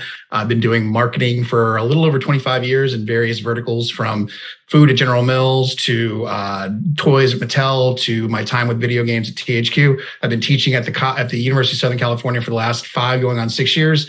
And around 4 years ago, we had a student that came up to me because I just recently started as a new adjunct, and he knew that I was very business oriented, marketing oriented. And he said, well, if you're a marketing person and we're the #1 ranked games program from an academic perspective, how do we not have an esports program? And I was like, that is a very good point. And so that's what got me to embark, down the rabbit hole of starting up this organization on the campus, getting official recognition from the school, so that they, from a university perspective, because not only are we just an esports organization for our school or our program, we're the esports organization officially recognized by the university. So any sort of collegiate varsity competition or even club activities around specific games, that falls into the Trojan Esports umbrella. So we've been doing this for around 4 years now. It's very much been a labor of frustration and love. I've enjoyed my time with the students and building up the academic scaffolding around the kind of competitive nature of esports that we have going on between universities. But there's also just a lot of opportunity that at least I've tried to bootstrap as much as I can to fill in the gaps in terms of having some formalized structure where we could have some more, I'd say, more formalized structure between schools that are rivals, that are large schools with passionate alumni fan bases in traditional sports, activating those fan bases and shifting them to esports and getting them as excited about digital athletes as much as analog athletes. So really, I'd say the most recent thing that we've done is started an organization along with the other members of the traditional Pac-12 conference called the PAC-U. We started that in 2020 when COVID first kicked off, because we saw that traditional sports like football and basketball, which is a lion's share of what our fans and alumni tend to watch, were going to be suspended or truncated because of the pandemic. And so we said we have to step up and do what we can to fill in that gap and build some school camaraderie and enthusiasm in the absence of those traditional sports. So reached out and worked in tandem with the other 11 people that do my job in the Pac-12 and bootstrapped a 6-week session of just back-to-back games featuring Overwatch, Rocket League, and Overwatch, Rocket League, and League of Legends. So we're still pushing that along, and we're continuing to work to grow and evolve esports among the college community at large. Okay, fantastic, Jim. And also Cathy. Hi, everyone. So I'm Cathy Chong, and my collegiate esports journey started at UCI. I was at the University of California, Irvine as an undergraduate student and just met a bunch of gamers on campus. And we, it was just a hobby initially. We started a club in 2012, and quickly we realized that this was going to be something bigger than just a bunch of friends getting together and playing games. We started running events, doing tournaments. Thankfully, our location was very fortuitous. We were able to work with some AAA game companies nearby us, Blizzard and Riot Games, that were actually investing into collegiate esports. So as a student, I was able to start seeing what it might be like to work in the industry one day. And so as a leader within that collegiate space, doing a lot of the grassroots events and just kind of building up the community that way. It was a constant fight at this time around 2012, 2013 to really prove that collegiate esports could be something that was sustainable and viable for a school to pursue. So thankfully, I was lucky enough that after graduating, I was approached with this idea by an administrator named Mark Deppy, who is currently our director of the UCI esports program, who had heard about my successes as a student and decided that we want to see what it might look like to create a full-fledged scholarshiped, official varsity gaming program on our campus. So right after graduating, hopped immediately into the administrator side of things and started building up one of the first programs, first public program to have an esports program in America. And so I stayed there for about 5 years, just kind of developing things as their assistant director, working on a facility, offering scholarships, looking at how we can apply all these different skills to our students and help them succeed, whether they wanted to stay in esports or not. And once I was kind of familiar with the collegiate ecosystem, we really expanded to helping other schools get into the space. And that kind of leads me to where I am now with Voice. Sky brought this up earlier, but a great quick intro from him about how we are trying to support not just the students at the ground level, but also try to involve people at all different levels of university.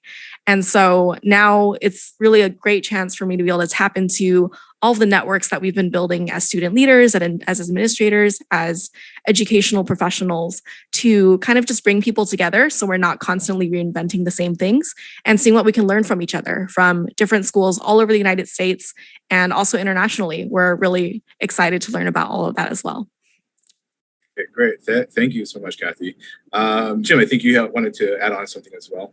Yeah, I just wanted to say huge congrats to Cathy and Mark Deppy at SCI, because I will say when we started up our organization at Trojan Esports and we reached out to UCI, they were extremely helpful with giving us their foundational documents, how they operated from an organizational perspective. And it really, I'd say, saved us a solid year of pain in terms of how do we structure what we're doing on campus. So they are definitely the thought leaders when it comes to esports from a collegiate space in the US. And I think myself, not only just myself, but I'm sure a bunch of other schools had the same experience from them. So Great. Yeah, absolutely.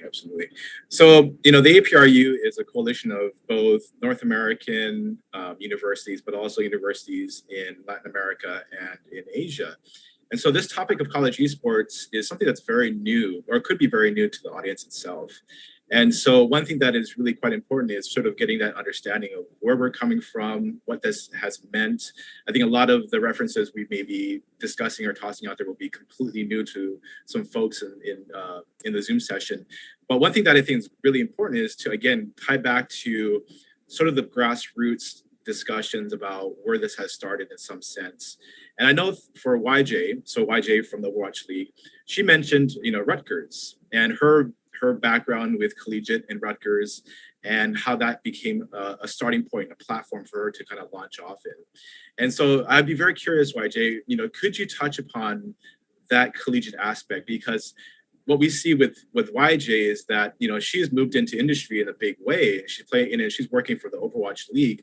And so for many students in collegiate esports, YJ is kind of the dream example, right? You go from Collegiate right into, a major global operator of esports. And so, YJ, could you touch upon perhaps, what you did in Rutgers, and, in what way did that help you get into industry, or was it something that, wasn't connected to what you're doing collegiate? We'd love to hear about that.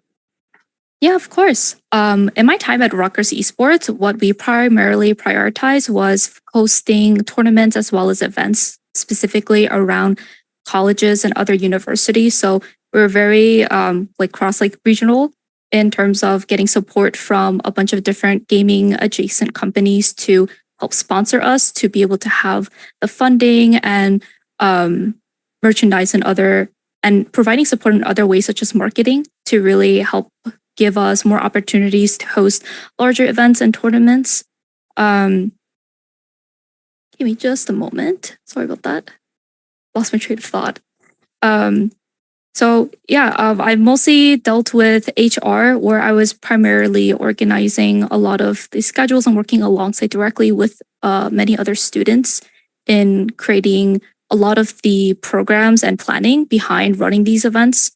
And eventually we were able to scale to hosting events such as NYXL Spring Rally in 2019 that had over 40 universities participating, along specifically in the East Coast, since we felt like we weren't given a lot of love compared to the West Coast respectively. And then for the larger scale of esports events, I think that the Collegiate Overwatch Championships hosted by TESPA in the years from 2016 until 2021, specifically for Overwatch, were really amazing to participate in.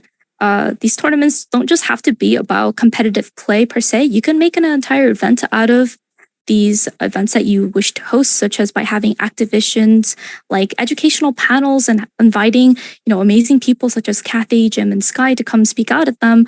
Or you can have other things such as casual playstations and other things to make these events really memorable for students that want to come back year after year. But yeah, I feel as though there's a lot of things within specifically collegiate that don't limit you just because, you know, you're student led or you feel like, you know, there isn't a lot of reach that you could do. Start out with reaching out early and get information, get involved in some way. If you're passionate about it, I'm sure you can make it work. Okay, great. Thank you, YJ. And can you guys hear me? Just wanted to make sure. Okay, good. My audio is interesting. Okay, thank you so much, YJ. So going to Jim, you know, USC is a school that carries a heavy brand name, right? This is a school that everybody knows, especially on the West Coast. And so I'm very curious to understand, you know, when you are leading the programs or when you're leading the esports program itself, what type of goals, what type of missions, what type of outcomes are you looking for when it comes to being a faculty advisor of a collegiate program? Like I said, that, you know, USC is a school definitely well known for its film and well known for its media and creative arts programs.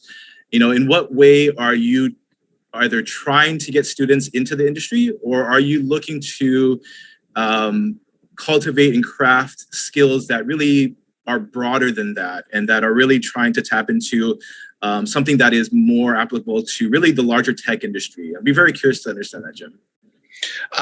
It's a good question. From my perspective, it's definitely more of the second option, which is really building in infrastructure to provide students with skills that they can use in whatever career path that they take. Because keep in mind, I'd say even to a greater extent for digital competition, I don't know what the percentage is, but not every collegiate football player goes on to play for the NFL. Not every collegiate basketball player goes on to play for the NBA. I'm guessing that ratio is a fraction of that for collegiate esports players to pro esports players. So we really are focused on the other aspects of what analog sports also focus on, which is how to build teamwork, how to help our players with communication, interpersonal skills, how to help them with how do we collaborate together in a positive way? How do we deal with conflict resolution, even when the pressure is on and it's on the fly and someone makes a mistake? How do you deal with that or recover from that, and then work to be successful in the future? So it's been very much more about really focusing on the holistic skills and the soft skills that athletes, whether they're digital or analog, would need to master, or at least flex their muscles in, so that they can then take those skills into the workplace, whether it's tech or biotech or aeronautics or whatever it ends up being. So our students, I can say, even though I'm a professor in the USC Games program, even though we're like #1 ranked, I would say only a minority of the students that play esports are actually in my program. The students come from literally every single school across the campus. So they're all there to play. They played that particular game for the bulk of their childhood, junior high school years. And so they are, they've heightened their skills to the point where they're the best of the best in their age group. And they also want to get a degree and go to a top school and then get a job afterwards. So we look at this as a way station where we can train them on the skills that they would need to take with them into the future and into adulthood, and less so about, okay, well, how do we learn how to get you ready to work at Riot or Blizzard or fill in the blank. Okay, fantastic. Thank you so much, Jim. Of course. And so for Cathy, one thing that I think is quite apparent when looking at the growing industry or the growing programmatic development of collegiate esports across North America is really tapping into creating networks among the colleges themselves. And so one thing I'd be very curious to sort of understand is, number one, in what way is Voice trying to create those networks? In what way is Voice trying to create a nonprofit or an entity in which they're trying to get an understanding of what is happening around collegiate esports nationally? Because what we see in collegiate esports, again, I'm going back to kind of updating the audience, is that collegiate esports is something that's relatively fairly new.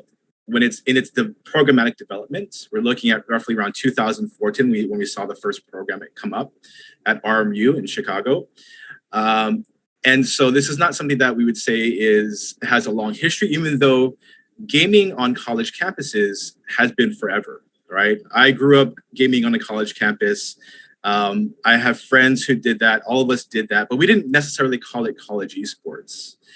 And it was quite fragmented, right? Back when I did it, we had, we would have to connect with colleges across the state or a neighboring state, but we'd have to do it very informally, get to know a friend who had a friend who had a friend, that we'd set up a competition together.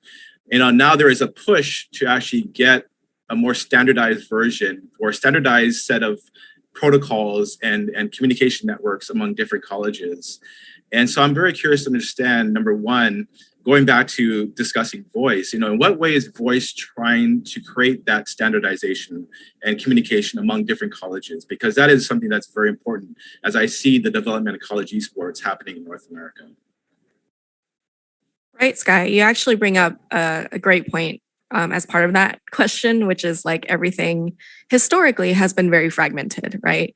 So I think when we were thinking about, so first of all, voice is comprised currently of a board of directors, and everyone on that board of directors, I think other than me and a couple other officers, are current directors at schools. So these are people that are from all over the states. They're from all different types of schools, different sizes, et cetera.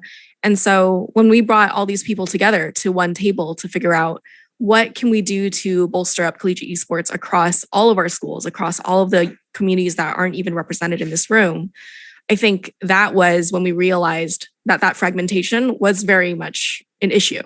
It was something that, everyone kind of has their own maybe local bubbles, as you mentioned, like maybe the schools in the same state would sometimes do some intercollegiate activities. There were intramural activities that would happen. I know for the University of California system, we've been every year for a couple of years now, we've been trying to do multiple kind of invitationals just to kind of get the rivalries and the storylines going. And so that's been very successful.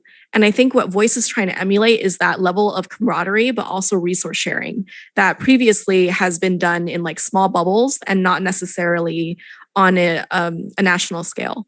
So what we can see is now we can bring in experts where maybe your school doesn't have a huge research focus, but this school has a ton of game studies researchers. So how can we leverage that network, leverage that relationship to share that data among all the schools that might not be able to do that work themselves? And one school might be very competitively successful. Another school might focus more on like film and media. And, there's just so many different elements of esports program that doing it by yourself at your own institution, using what limited resources you might have. Because as you say, it's so new. There are so many schools that have different levels of support from their own universities, different levels of support from even just thinking about like state government, for example, that we can kind of use all these different models to help each other out. And, Jim, I really appreciate the shout out you did earlier, because that was a great example of why these networks are so important, because we can share resources, we can share success stories with each other. And I've heard so many case studies of people that have used UCI's data that we put out there. Like, this is our business plan from year one. This is what we've done. These are the stakeholders on our campus. It's just kind of helped them skip a couple months of work, but also think about like, here's a case study I can bring to my president, to my chancellor. And so we're seeing a lot of cases of we're just trying to help people along and try to reduce the friction currently that goes into starting a new program or even just leveling up your existing program. And that's why I think networks are so important. That's a great point. Absolutely. Absolutely. And again, for those in the audience, the development of college esports, as I talked about before, we're looking at around 2014 as really sort of the launch off points of an official program. But in 2016, with UCI coming onto the scene, there was a significant shift in how college esports was being institutionalized within the higher educational scene. And that was this idea of looking at student development as a core feature, right? And having actual pillars as part of the program itself. And so for a lot of North American colleges, UCI was the gold standard in 2016 and 17 and 18, in which a lot of universities, Hawaii included, really looked to emulate, because there was an understanding that this was, these programs were more than competition. Even though competition was clearly still an important part of it, there was a strong nod that there needed to be more discussion around programmatic development that included diversity, inclusion, student development, careers, networking. And so, yeah, that's a great point. I think both of you, Jim and Cathy, really, bounced that off. We definitely had that business plan as well. I remember those days. So absolutely, it's a great point. And so I'd actually like to take a question. There's two questions that were posed, and it's a question that we could actually address now because it's a theme that we could go over and over again. And that first question that I'd like to tap into, and it's one that's I think going to be very relevant in this discussion, is again, what are some of the challenges in connecting students, academics, and the gaming industries, right? And I did mention this before that there are definitely challenges and obstacles in creating these programs and creating the academic needs that students need in this, and also what are some ways to overcome these challenges? Okay, and I'll open this up, for those of you that on the panel, if you have an example, but I think that's very important to really, because I think a lot of times we leave that question to the very end. We may not get time to cover those, but yes, let's go ahead and address that. What are the challenges in connecting students, academics, and the gaming industry together in this discussion? Not to put you on the spot, but Sky and YJ, I think the Overwatch League and University of Hawaii project kind of really speaks to a lot of those intersections. So I'm curious. I would love to hear how you two would answer that. Okay, all right. So, I mean, then sorry, I'm going to put you on the spot, YJ. No worries at all. Absolutely.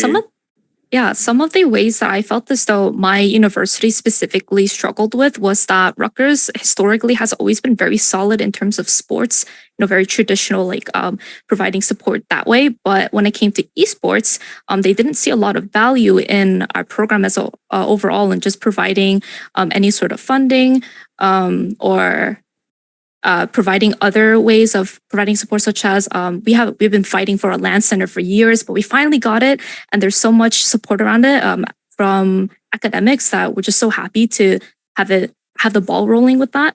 But just getting there, I think one of the things that helped so much was looking at what other universities have created in terms of success stories and driving their own narratives, providing hard analytics for what has worked for them in terms of how many applicants they've been receiving from their esports teams, being really exciting and being a future that students want to invest in and get involved with, and other things like that. I think it's honestly just bouncing a lot off of what other unis are doing and how they're paving the way for other programs to be able to do the same. I don't know about how you feel about it, Sky, but yeah. Okay. Yeah, I mean, I definitely agree. I think I could speak to the ways in which some of these things could be overcome. And I think it goes to Cathy's point, that the Overwatch League and the University of Hawaii created a very powerful partnership starting in 2001, in which the Overwatch League came to the University of Hawaii campus to hold 5 tournaments. And in some sense, it was unprecedented to really have that for us. Or for many universities, because it's very hard to really imagine any publisher going to one spot 5 times in 1 year. Usually they go to all different locations, but for them to come to one small campus, in Hawaii was very special. And so, for us, we were able to turn that relationship more than just a facilities relationship, more than just a rental relationship.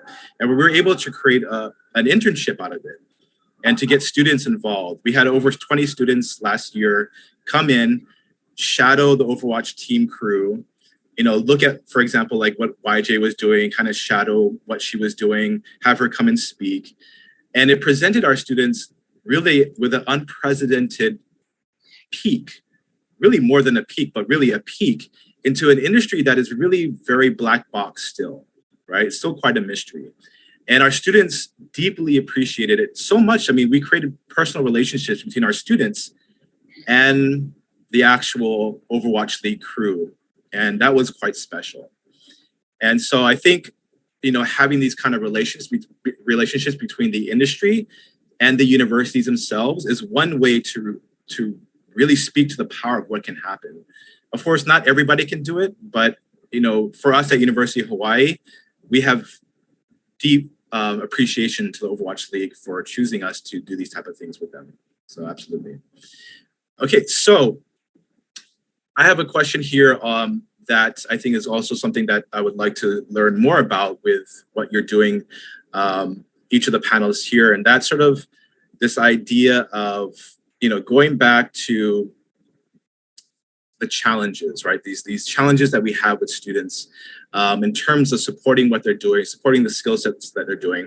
And Jim, I really want to go back to this discussion of cultivating soft skills, because when I talk to faculty, when I talk to teachers, when I talk to administrators, one thing that really sparks interest, visibility, and attraction to what we're doing in collegiate esports is that we're creating what is basically called soft skills.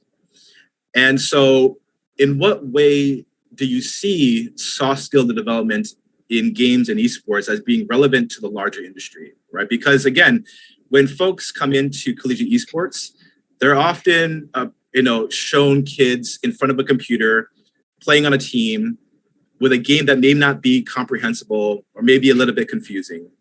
And they're trying to ask themselves, what? How dare you, what are they sir? getting out of it? What are they getting out of it? That What can you never say to them, happens, Jim? Guy. That Right. never happens. It's always completely understandable from the first viewing. All these, no, I'm kidding. Yeah, I think the challenges are it's kind of in really three buckets, and it might have been even tied back to the previous note, and it also ties to the soft skills thing. The short, brutal answer to your question is I'm not sure if the industry has a direct metric or necessarily a financial interest to really worry about investing in college students learning soft skills. It's a nice to have, and they certainly enjoy the PR and social media and kind of the engagement between their publishing teams that focus on collegiate esports and the collegiate esports players. But it's very much and I think collegiate esports infrastructures within a lot of publishers, it's kind of a sidecar, if you will, to the pro esports organization that they've got, whether it's like tucked into that pro organization or separated from. It is something that, the ROI, aside from just general brand building, and, this is a really important demographic for most gaming companies, making sure that they they're welcoming and supportive of players that want to, compete professionally on college campuses. That's the thing that I think happened with most publishers. It's one of those things where the evolution of collegiate esports was, hey, I love playing League of Legends or Overwatch or Rocket League, and I'm going to get a bunch of friends on the campus that play this game, and maybe I'll reach out to Riot, or maybe I'll reach out to Blizzard and see if they've got some swag they can send me for this thing that we want to do with the school down the street or school, on the other side of the city. And then they send swag or send some support or send some graphics packages. And that evolves into, well, it isn't a tremendous amount of investment to just keep that flywheel of engagement and enthusiasm going on college campuses with, I would say, comparatively minimal effort, because the heavy lifting on the organization and the student engagement and the management and the tryouts of the teams kind of falls onto the administration or the staff or the students themselves. The administration and staff aren't engaged in esports directly like USC and UCI and some other schools are. So I think that's the soft skills are something that's important to us as college professors and academics and student, student influencers. But I'd say it's definitely much more important on the brand building front for most publishers and making sure they've got, a positive vibe and a lot of engagement in their game on college campuses as a whole. Right. And I think, Jim, I'd love to know, is that brand building effort something that is easier for a school like USC to accomplish versus a school that is a bit smaller? In what ways have you seen? So, for example, we see a lot of discussion around NIL, which is, again, a very North American collegiate sport topic. But what we're seeing in North America or in the United States is that athletes are being able to bank off and make money on their own image. And so do you see that as something that will transfer into the larger domain of what we see in esports? Because esports itself has always been comfortable with having their players make money off their brand without being confined by amateurism rules. So is that brand element something that you see really at the forefront of these programs and these initiatives as we move forward?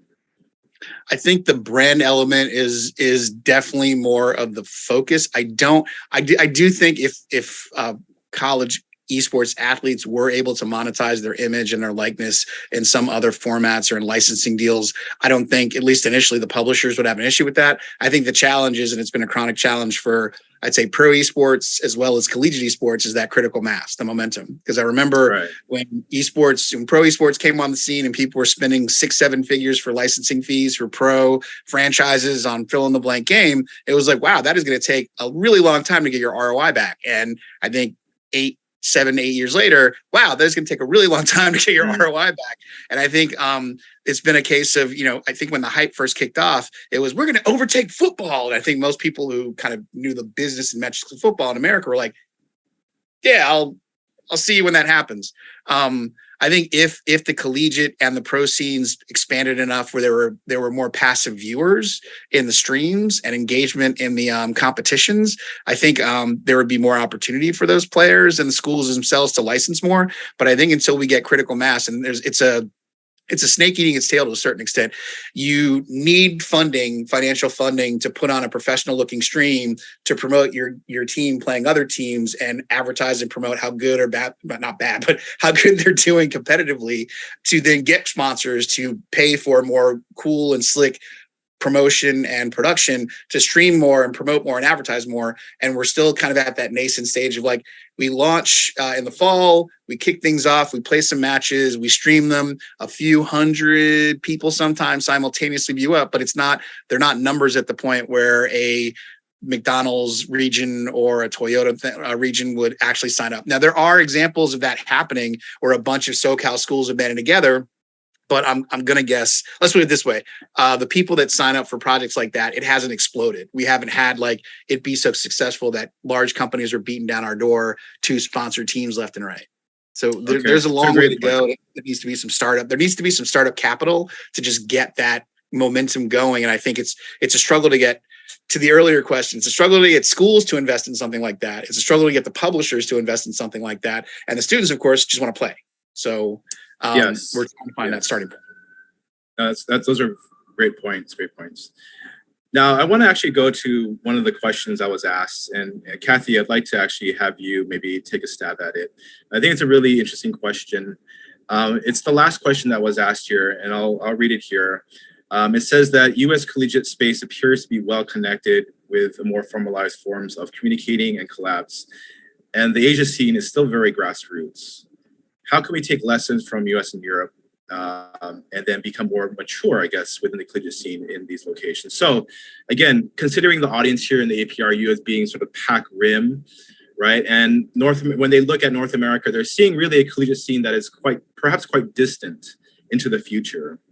And so, Cathy, I really want to go back to you and your work with the club scene in UCI and the grassroots scene that you were involved with in 2012. And is there anything that, any lessons, any advice that you can give to up and coming universities in Asia that may not have the resources, knowledge, and know-how as to what things can you expect, or in what ways can you offer advice here? Right. I think it's easy to look at kind of what's going on in North America today and see that it's come so far from kind of when we first started things out, when, we're really building momentum, I would say, in like the 2010s, and really kind of growing that into something structurally supported. But it definitely wasn't always that way. And I think a lot of what I've seen, especially for me, I mostly have seen what some European clubs have done, for example. And I think the person that asked this question said that Europe is also a bit further along. And I think that's true with, you seeing more nonprofits pop up, you see more schools that are investing into programs. But I know just a couple of years ago, like European schools were coming to North American schools as well, saying, how do we convince our administration to kind of get involved? So I think we're kind of seeing like this kind of, not really a catch-up effect, but every region is going through the same timeline. It's just we're at different points of that timeline. And so I think it's really useful to look into the past years in Europe, the past decade in the North America, and see like what were the milestones that really got us to where we are today. And I think there's kind of 3 different ways that we can push. My background obviously would be from the student side. It was most things were student organized. Most of the momentum came from student passion and free labor, to be quite honest. And I think the quicker that we can make that sustainable and not so detrimental to students, like also wanting to have a good, academic career, is like the sooner you will get that energy pointed in a positive direction. So say there's like a faculty member at a school in Asia that wants to support all the things that students might already be doing, but doesn't have, say, the money or the resources to create an official program or the support from the university, that one teacher can still maybe find resources that the students aren't aware of, help promote things, help speak on their behalf. I know for UCI, for example, if no member of faculty or administration ever bolstered our activities and said, look at what the student club is doing, look at these amazing events that are performing better than almost any other club on our campus, brought it to the right people on campus to show them that data, we would have never gotten to where we are today. We needed someone from the inside to be like, I'm going to go out on a limb and just support the students and believe in what they're doing. So that's the second kind of prong, is we need someone like a champion at the school to kind of push things forward before there's any official structure behind it. And the third is on industry. I would say that in the really early days of grassroots esports, we were still seeing a lot of support from publishers that saw the value in the events that we were doing. So we were doing viewing parties, just using Riot Games as an example, that is also a global game company, right? They were intent on giving out, swag packs or skin codes, or what can we do to help you out? Maybe try to give you a schedule a little bit in advance so you know how to plan out your events. I think that motivation, highlighting us on their website, we got some news articles out there about our events. I think all of that has been so important. And I know every region, regional teams of all these different game companies do act differently and have different priorities. But if there's a way to find a champion within a game company as well, maybe figure out what they're looking for. Are they looking for more stream viewers? Maybe you have a really talented content creator on your campus that can restream things and partner up with the publisher directly on big tournaments. And all of a sudden they're seeing, ooh, we're getting a bunch of college people that are bolstering our programs. And so maybe we should reinvest in them as well. So I think just learning about what each publisher in your country is doing, if they're already doing anything on the grassroots level, if they are interested in education, if they're interested in supporting future content creators, I think understanding what those motivations are for your country will be really helpful. And for us, thankfully, we were able to connect the successful grassroots events to the educational component as well, and figure out if it was sustainable for collegiate to be a path to professional play. And that's something that we're continuing to discuss all the time, just to see how we can get publishers on board moving forward. Much. That is something that I think absolutely speaks to sort of the differences that schools that are less developed, looking to create those type of pathways that they definitely can learn from. YJ or Jim, do you have also any advice in terms of what you could offer to aspiring colleges that are looking to create these programs, or even just students themselves looking to create something small and grassroots and student-led as they look to North America as a possible model? But again, it's not the only model, but they are definitely looking to North America as a path. YJ, if you want to go first, go for it. Actually, could I offer it to you, Jim? Sure. So I'd say advice, and actually, because we touched on it, and I forgot to answer an earlier question about the size difference in schools. I think that's relevant here. It is a double-edged sword to have a large school versus a smaller school, because a UCI or a Maryville can go, hey, we're going to give you scholarships as part of the esports, playing on our esports team. And for a school the size of USC with the jump in tuition, it's not really something that we can offer, at least currently. And then we also, because of our size, we have a very robust traditional sports ecosystem. And so when we talk about sponsorships, it's like, that's great, you have an esports program, but I was kind of looking to promote with the football team, because obviously the number of eyeballs on football or basketball is much, much greater. I think the opportunity for students in other schools is definitely to do some grassroots stuff, but keep it manageable. Don't overextend yourself. That's something we saw quickly with the PACU. We had very, I'd say at the time it seemed like it was doable. And then when we realized and to Cathy's point, the administration who have full-time jobs and are doing this on the side for the most part, not getting paid for it, and the students who are free labor, they have to carry the entire load. So the more you try to up your game, if you will, on how you're presenting your program and the organization, the more you start to realize without any sort of infrastructure or investment from the administration or the school, you and the students will run out of gas pretty quickly. Like everyone's enthusiastic in August and September when school starts back up. When you get to midterms, they're less engaged. When you have a couple of really big events that a lot of people put a lot of time into, people kind of are burnt out by the end of that semester, into that school year. So it's really about how do we get some sustainable investment and sustainable resource on college campuses that can not only support these activities, but also be knowledge transfers. Because I find out as a faculty member, when a group of, awesome students that really took the ball and ran with it for a school year, when they graduate, you're rebooting. And it's like, well, where are all the files? Where's the bathroom? Where are those video files, the VODs from this last year? And you're like, I didn't do any of that stuff. The students all did that stuff. Can you call them? Well, they're working at fill in the blank company. And it's like, oh, okay. So you're reinventing stuff a lot, and it's not the most efficient process. So it would be great to have some. It doesn't take a lot, but just a small amount of administrative infrastructure to just keep the lights on, run some of these events and these streams, and to promote. Great. And YJ, any comments on that one? Yeah, I definitely agree to what Jim and Cathy said on a lot of the points that they've spoken regarding this issue. I think one of the things that help out so much when you're starting out from a smaller school is showing hard data to really getting the admins onto your side so that they could show support. Show them some planned programs that you've seen other universities or other programs do that are scaled to your size and that are attainable with what manpower or horsepower it is that you have, so that they can't refuse your offer. As Jim said, I think that reinventing the wheel with training new people is always a struggle whenever you have someone who just really knows everything about the nitty-gritty about the industry that unfortunately, it's their time to graduate. I think that always being so willing to reach out to either the graduates from your own program or to local universities that are doing similar things that you want to try to do at your own school, reach out. You never know. They'll be more than happy to, hand over the mantle over to someone who is young, driven, hungry to really grow this industry, because everyone that's worked on it, we really want to continue to see it grow and expand further. Okay, great. Absolutely.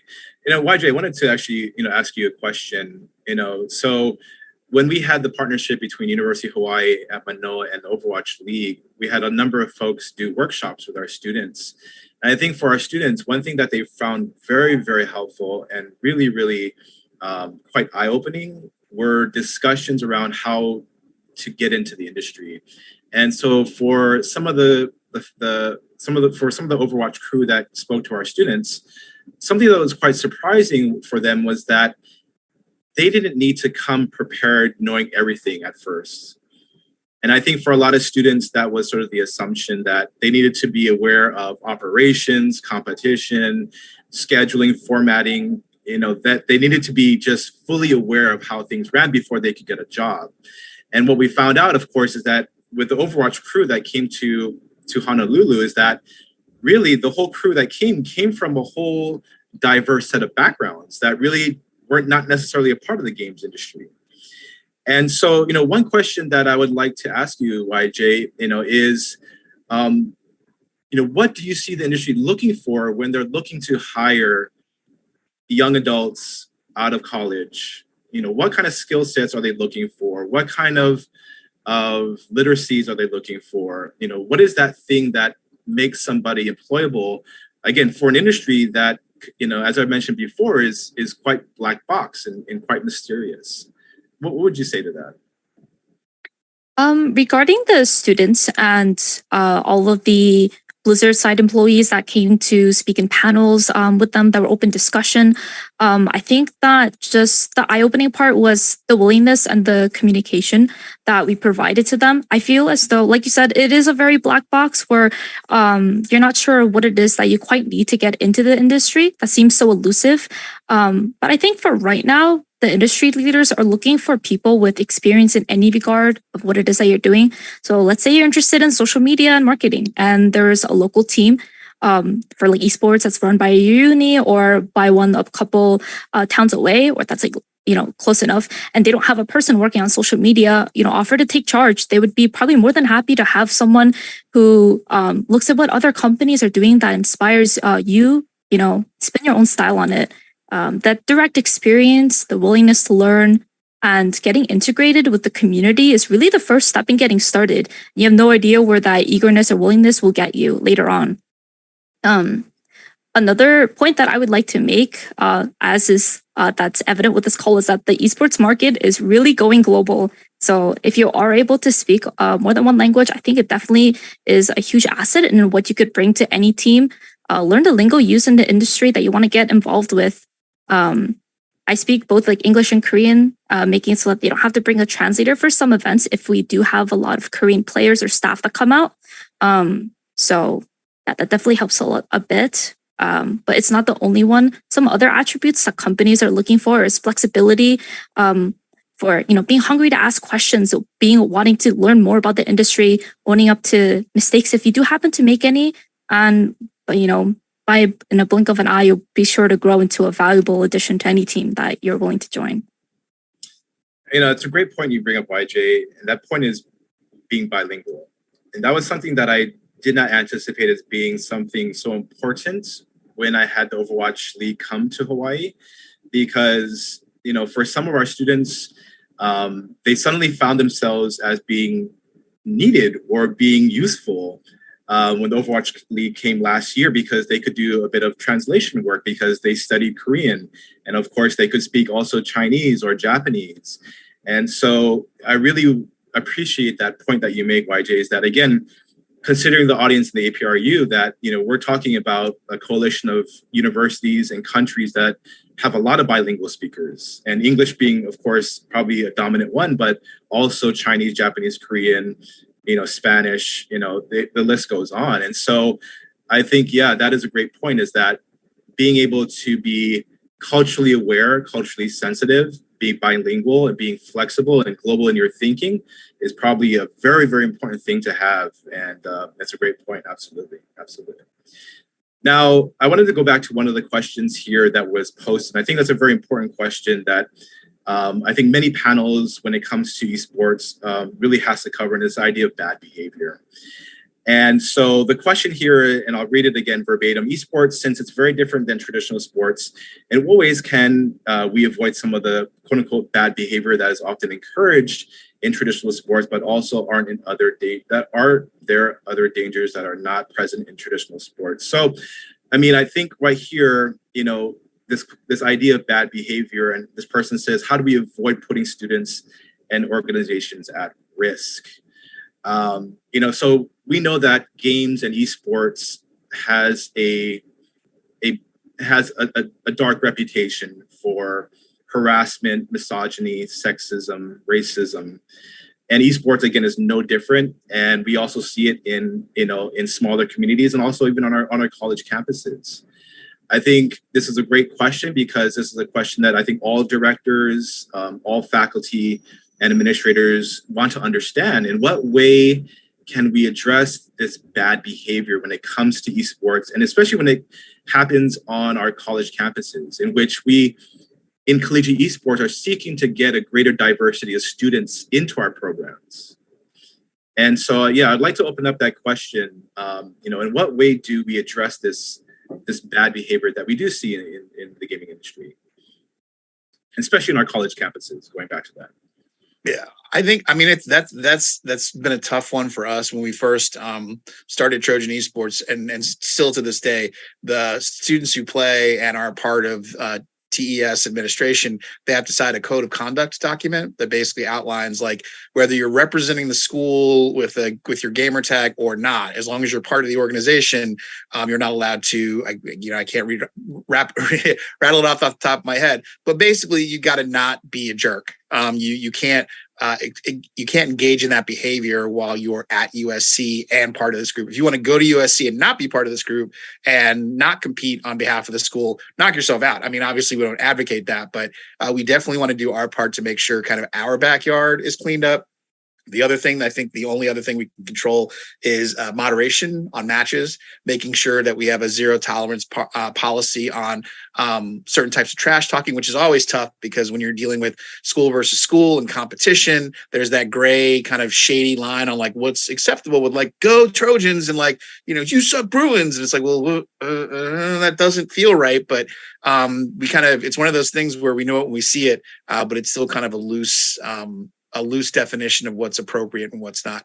I would say, and loose in some cases. Trust me, there's other stuff that's clearly we're not going to do that. There at least have been, I think, 2 or 3 players since we started that were actually flagged or banned by the publisher. The publisher notified us, and we kicked them off out of the organization.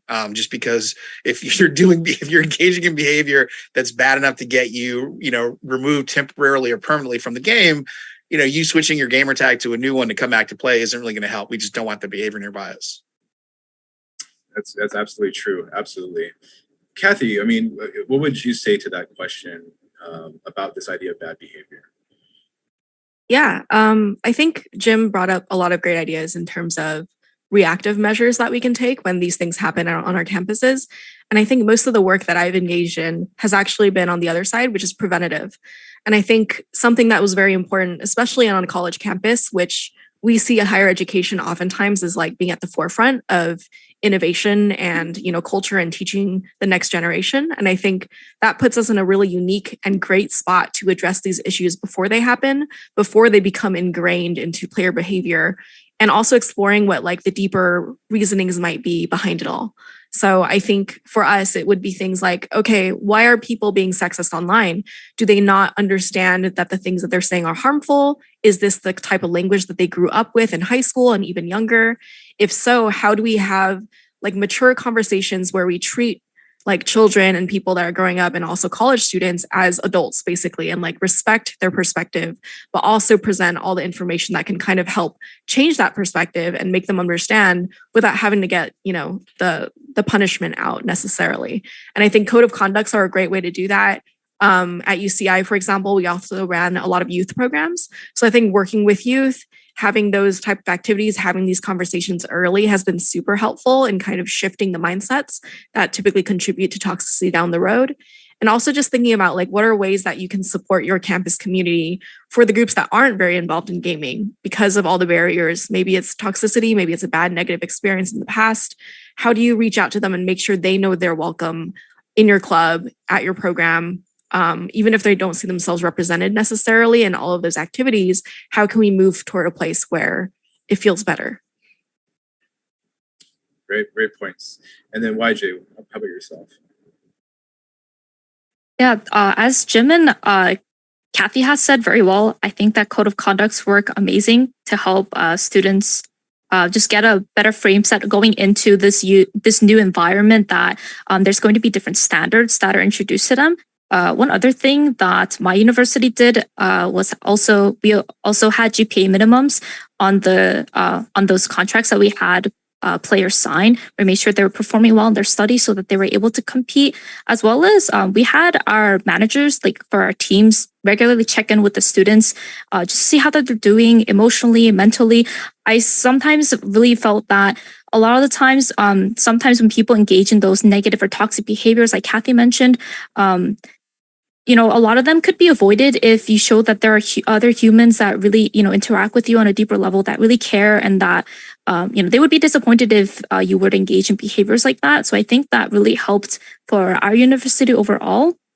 But within our internal staff, we also had bi-yearly summits filled with panels that focus on topics such as mental health, DE&I trainings, and really help to bring in all the internal officers, directors, and everyone involved that would help out at our events or just our day-to-day planning. And I think that it helped our environment just be such a positive place that throughout the years, I've just seen more and more minorities and women just join in on our program, and it's made me so happy. Yeah, absolutely. I think these are really actually amazing points that need to be made, because I think for the APRU audience that are outside of North America, some of this may seem unfamiliar, this discussion around inclusion, diversity, and equity, because within the North American landscape, we're talking about a student body that often is very diverse, right? That represents cultures, ethnicities, backgrounds, religions that are not homogenous. And I think for a lot of students that come into a esports club, an arena, or a gaming club itself, it may be one of the first times or the very early times for themselves in which they interact with students that they never have interacted with before. It could be the first time that they actually talk to a student who may be LGBTQ, who may be gay, queer, or lesbian. And, I think that speaks to the power and the importance of why college esports is so important, is because I think college esports reflects the goals of higher education, and we want these students to interact with students that are different from them, and to also try to be in the same space with them and to talk with them. And games become sort of this conduit in which conversations can spring up around. And I think that really offers an important perspective on this itself. Now, we are at the end of the hour. I would like to thank all our panelists for coming and talking about these really important themes and topics. Once again, those themes being, the origins of college esports, where it's going, its connection to industry, and some of the goals and outcomes that we want as educators and administrators for our students. And I think number two, which was an important theme that I saw repeated over and over again in some way or another, is the geography of place and space in esports, that each of our schools really represent a very unique culture. Sometimes it's almost useless to talk about esports as a abstract, or to talk about global esports as this entity that exists in the clouds. It really doesn't. It's grounded in our realities, our communities. Esports in Hawaii is going to be very different from esports in Texas, in California, or Korea, or in Japan. And so I really do appreciate the APRU bringing us together to get to talk about this and to share these ideas. And then finally, I think, as we said before, discussing topics around diversity, inclusion, and equity is something that I hope that other schools in the APRU also take seriously as they begin their programs, because I think North America has some very good examples of at least beginning those conversations as we move forward. And with that, I would like to end it and thank everybody for all this, and take care. Goodbye, everybody. Thanks. Bye, everybody. Bye-bye. Thank you. Bye-bye.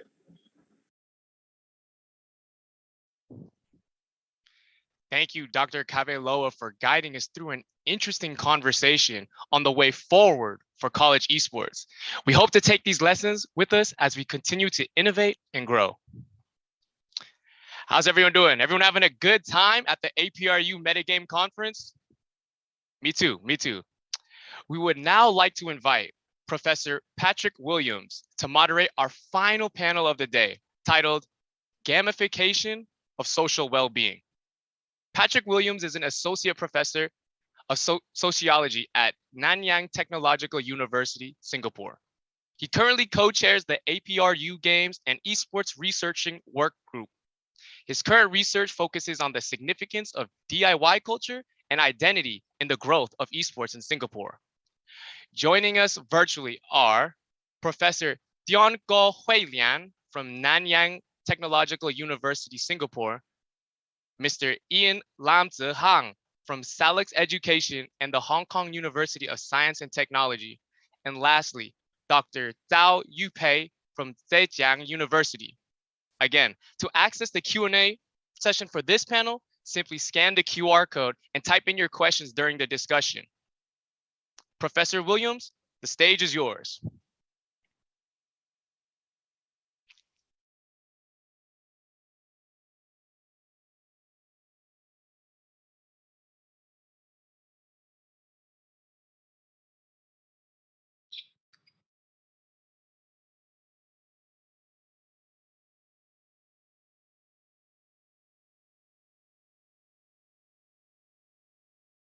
Sorry, I wasn't listening. Is it time? Oh, is it time for me to start? Okay, sorry. Well, welcome everyone to the third panel on gamification and social well-being. I'm Prof. Patrick Williams. I'm a cultural sociologist and a social psychologist who's been studying youth cultures digital technologies and games, both tabletop as well as MMOs and now esports for about 20 years. I'm also the chair of the APRU Games and Esports Research Working Group, which is a new initiative that we've just started up in 2022, and hopefully you'll be hearing more about in the future. I just want to open with a couple of remarks on today's topic about gamification and social well-being. So if you can switch to the next slide, please. We've been learning a lot and discussing this idea of metaverse today, and I find myself being quite excited about the potential to develop a host of new virtual, augmented, and mixed reality platforms for people around the world. I think these platforms are going to be oriented toward a variety of social and cultural needs and interests. And I think people are going to be able to interact with new environments, with new forms of digital content, and with each other in ways that will be in some ways recognizable, but in other ways new. And it seems obvious that digital games and gamification processes are going to be a major part of this evolution, given their broad appeal and their application in everyday life these days. But with the gamification of everyday life, it means that we need to continue to think critically about and assess gamification itself as a widespread contemporary phenomenon. Next slide, please. So gamification has had a clear impact already in certain areas, for example, education and work and productivity, the areas in green. But gamification, as well as serious games, are also quickly growing in other areas of social life. So the areas in blue, whether we're talking about marketing, science and innovation, health and well-being, or sustainability. And I think we also need to recognize that gamification itself is a process. So this area on the right side in the cream or yellow color, that involves at least three areas. First are both the technological affordances of platforms, as well as the personal and the motivational disposition of users involved in gamification. Second are the game or gamified practices that are created, as well as the experiences of users. And third are the outcomes of those practices and experiences. So what kinds of behaviors are being influenced or being affected? And I think when we think about gamification in this way, by breaking out a lot of its component parts and processes, we can start to ask questions. So for example, is gamification good or bad? Or is that too simple a question? Will gamification be something that's guided and controlled by major profit-oriented industries, or by well-meaning educators, or by others? Will it improve educational outcomes for digital natives? But what about for others who may be in more precarious or disadvantaged positions? Will gamification make us healthier? Will it make us more productive or more innovative? Will it make us more knowledgeable, or will it just make us better consumers? I think these are some of the important questions that I believe we'll be able to learn something about from our panelists today. The next slide will give us an introduction to those speakers. So next slide, please. And I would like if we could just briefly have each of the speakers quickly introduce themselves, and then we'll launch into the panel itself. Mr. Lam, could you introduce yourself first? Hello, good morning, everyone. Thank you very much for inviting me to this conference. So my name is Ian. I'm from the Division of Integrative System and Design, ISD department from the UST, HKUST. So I'm actually the CEO and founder of Decentralized Education. So to talk about a little bit of myself, I was actually born and raised in Hong Kong with a severe special education needs. So being different in a conventional classroom context, I've suffered quite a lot. So it's actually helped me to have this kind of entrepreneurial mindset and to help the world with especially with someone who are suffering from poverty and special education needs. Thanks. Thank you. And second, we have Prof. Dion Go. If you could introduce yourself quickly. Sure. Thanks, Patrick. Good morning, everybody, or good evening, wherever you may be. My name is Dion Go from Nanyang Technological University. I'm from the Wee Kim Wee School of Communication and Information. I started off with computer science, and that's where my PhD was. But I've since moved into more user-oriented studies where I focus on gamification techniques as well as designing serious games for different kinds of tasks, such as motivating behavior change. And so today I'll be speaking on one of these projects, and hopefully, this is something that we can learn from. Thank you. Okay, thank you. And finally, we have Prof. Zhao Yupei. If you could just introduce yourself quickly as well. Okay, hi guys, my name is Yupei Zhao. I'm from the College of Media and International Culture in Zhejiang University based in Hangzhou. And also I'm the director of the VR and the Digital Cultural Research Center. And my research particularly focused on esports and the digital humans at this moment. So yeah, that's my, I'm also live in Metaverse right now. Great. Thanks very much. Well, I'd like to just jump right into the panel, and each speaker will have about 7 or 8 minutes to speak. So Mr. Lam, Ian, if you would like to go first, thank you very much. Okay. So once again, thank you very much for inviting me to this event. So I was actually very flattered to be able to join this meeting and conference. So actually, I was born and raised in Hong Kong with a severe special education needs, as I've mentioned.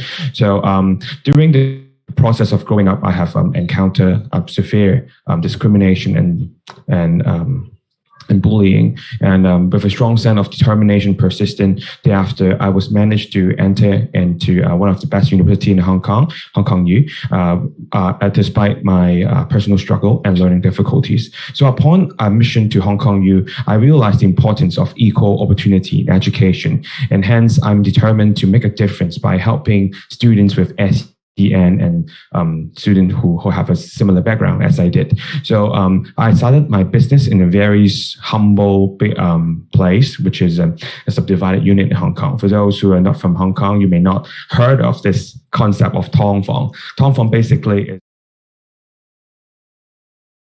a flat into multiple suite, and people were going to live in it. Okay, with many with a very small place and very confined area. So I actually started in this kind of place in Cathy Town, where I witnessed the needs of SEN students and the family. Especially, I also witnessed someone who actually is SEN and they are also suffering from poverty. So, which made me more determined to serve the disadvantaged and the underprivileged. So when I was young, I was actually requested to see language therapists in primary school, due to the fact that I couldn't even speak. I go to school by bus in Cantonese, Currently, I'm being able to speak in English fluently, and also with proficiency in 6 languages, including Spanish, Portuguese, and a little bit of French. I think this is actually a miracle, and I think that this miracle could actually be inherited and actually be passed on to the next generation and to someone actually suffering from similar background as well. So this gaming conference is actually not very unfamiliar for me, because before my graduation, I was actually got an offer from Tencent China. It's actually from the gaming department of Tencent. I was really, really into the esports tournaments and the esports community back then. I was actually offer with a job with potential salary of more than 1 million RMB in such a company. But I was very tempted by the offer, but I decided to give up pursuing the money, the power, and in this multinational company. Try my very best in helping the disadvantaged in a very humble place, and started this company with my former students while studying in UST for my master's degree in technological leadership and entrepreneurship, which is a new master program offered by the ISD department in UST, which incorporate MBA teachings with engineering training. So my company is currently one of the industry-leading SEN gamification specialist in Hong Kong, partnering with universities and gamification experts to provide SEN-tailored education service in local schools and educational institutes by using the latest technology of VR and NFT in the education sector. So my company is positioned as a leading edtech pioneer in the metaverse. So I think this is a very good chance to share with you guys a little bit about how my company is doing recently. So my company is launched not too far away. My company just started last year. But in this year, I have seen a lot of needs from the society, especially during the pandemic, during the COVID-19. I've seen that many students, especially those who suffer from SEN and those who suffer from poverty, in a traditional classroom context, which just recently turned into a Zoom context, I've seen that the situation has deteriorated. The learning condition, the way the students learn, and the learning motivation, everything, have changed during the pandemic. So, coupled with the pandemic, with my passion to help the SEN, I really see that the trend and the use of VR technology and immersive technology could be the future to help students different kind of social difficulties and disabilities. Yeah. So I think this is pretty much my first presentation of my little bit of my background and my company. So I'll pass the time to Professor Patrick. Yes, thank you very much, Ian. That's a nice introduction. I'd like to pass over now to Prof. Dion Go and ask him to speak quickly about what he's been doing in terms of gamification and serious games. Dion. Yeah, thanks, Patrick. So we'll be having the slides. Can we have the first slide? Okay, great. So this is my talk. I'll be discussing a research project in which we develop a game to teach children social skills, and it's co-designed. So the children also help to create the game for us. Next slide, please.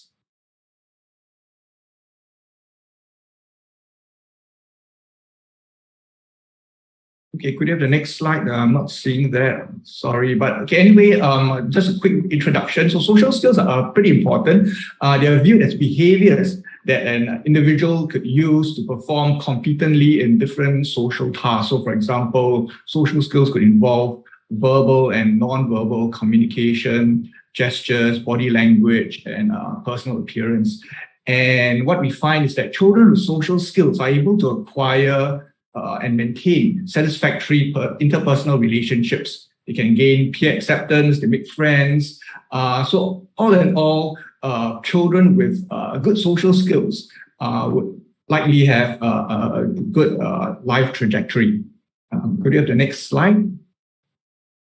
So, okay, so typically when social skills are conducted, we adopt what's known as the traditional approach, where it's delivered in person. And you can see here there's some characteristics. Basically, trainers need to be trained. The whole process could be time-consuming, and children need to be suitably engaged. So could you have the next slide? So in the next few slides, I would like to show you some examples of activities taken from a training manual used to teach children social skills. And this manual was developed by collaborators who are school psychology researchers. Okay, so the first slide here shows teachers shown how to identify feelings. The second slide shows how to identify anger feelings specifically. And the final slide presents scenarios for children to discuss problematic social situations and how to handle them. Okay, so for this research, what we wanted to do was to see if we could use games to teach social skills to children. And we used a social skills training manual and adapted it to a game-based format. And we also wanted to adopt a child-centered design approach. That means creating a game for children that's co-developed by children. Could you have the next slide? The next slide. Yes, so I already talked about this, so could you have the next slide, please? Okay, so this is the learning content. it consists of 7 modules, and these modules teach a wide range of skills. For example, understanding feelings, anger coping techniques, and social cognitive skills. So the next slide. So this is our methodology. It comprises 4 steps, and I'll quickly go over these steps in the next slides. So the first step was to design an initial game consisting of just the first module. We decided that it would be a role-playing adventure game where the player goes on a quest to help the friends acquire social skills. And the game is divided into 7 modules shown in the previous slide. And each mission will correspond to different learning materials from the module. And then within each mission, we have different quests, which are activities related to the modules. And there's also reflection journal where players can jot down notes about the learning points as they accomplish the quest and the various missions. So next slide.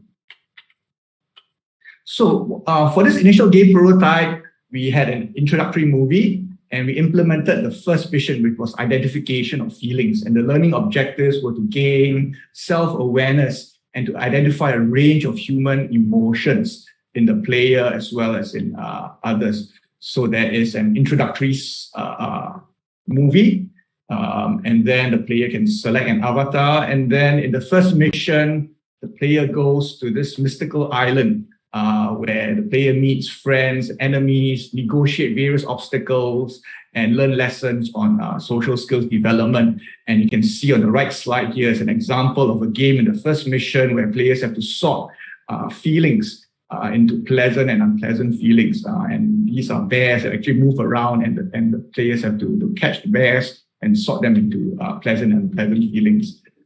Next slide. Okay, so after completing this initial mission, what we did then was to get children to help co-design the remaining missions and the associated quests. So we adopted a participatory game design methodology involving 6 boys and 6 girls, so total 12 children that worked with us for over a month. Next slide.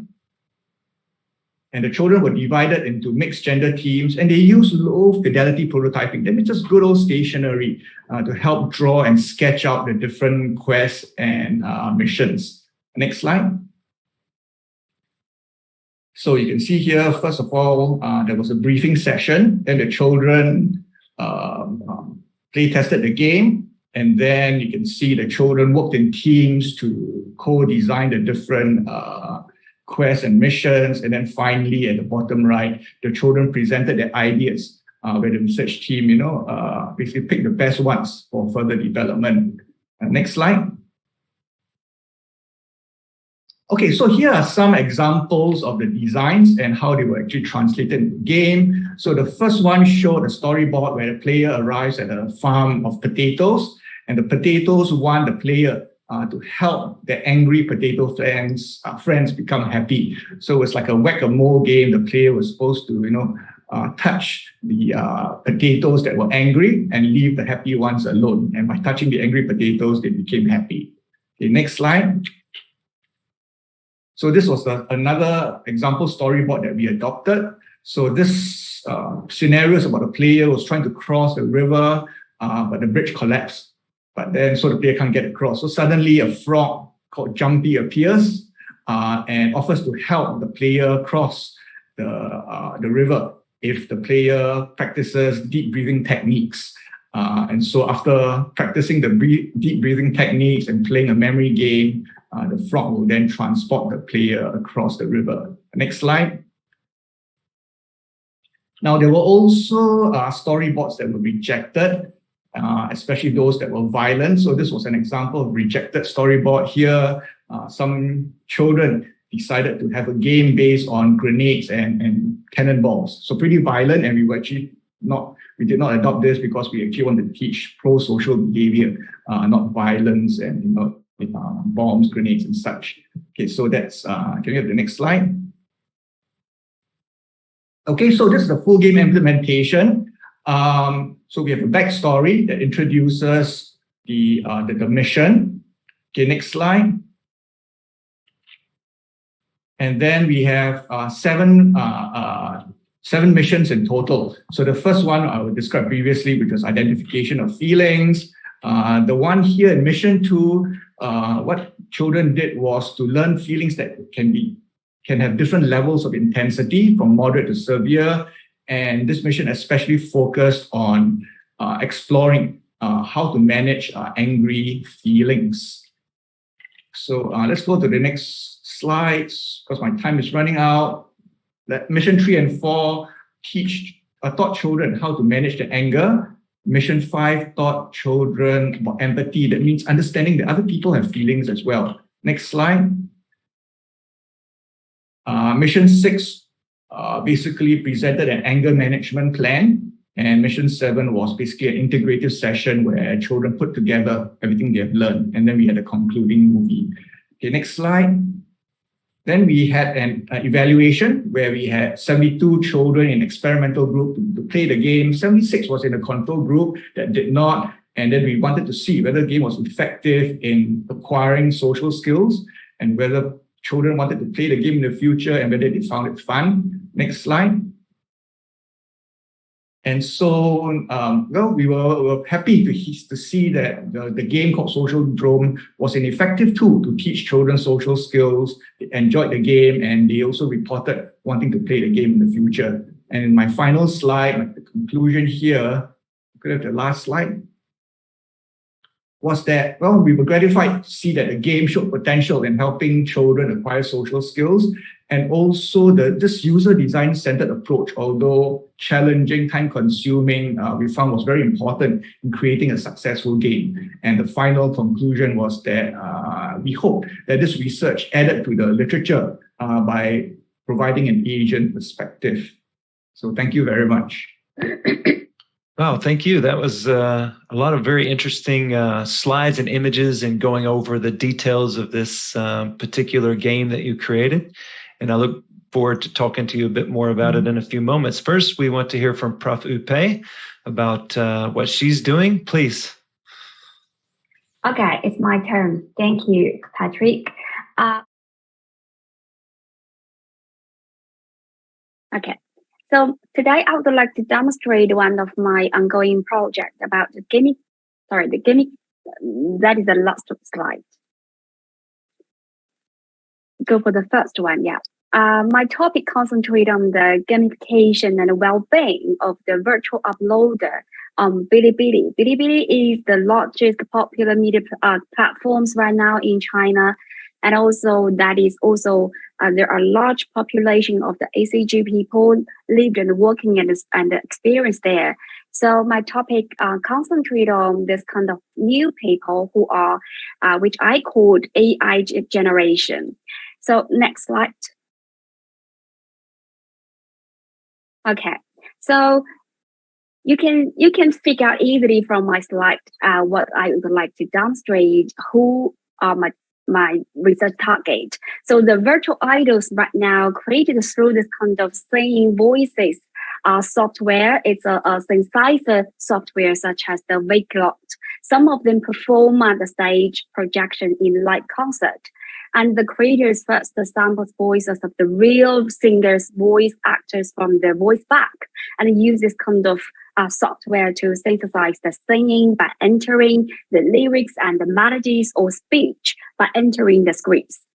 And comparing with this kind of Wake-Lots, the virtual uploader is driven by the motion capture. So 2D or 3D virtual characters generated by capture with the live streamers, performances or movements or facial expressions, so that we can fully support the live interactions with viewers.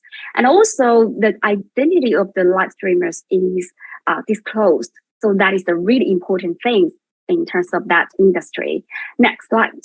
And why it is very important for this whole field that I am and with my team to concentrate on, because to better understand the social technological phenomenon of the VOps, we concentrate on the gamification of the VOps, because there are a large number of the VOps construct their roles based on their actual selves, exploring their own potential and their own discovered selves by experimenting with the virtual characters. So from this slide, you can easily to figure out there's an increasing number of the VOps, in particular during the lockdown, during the pandemic.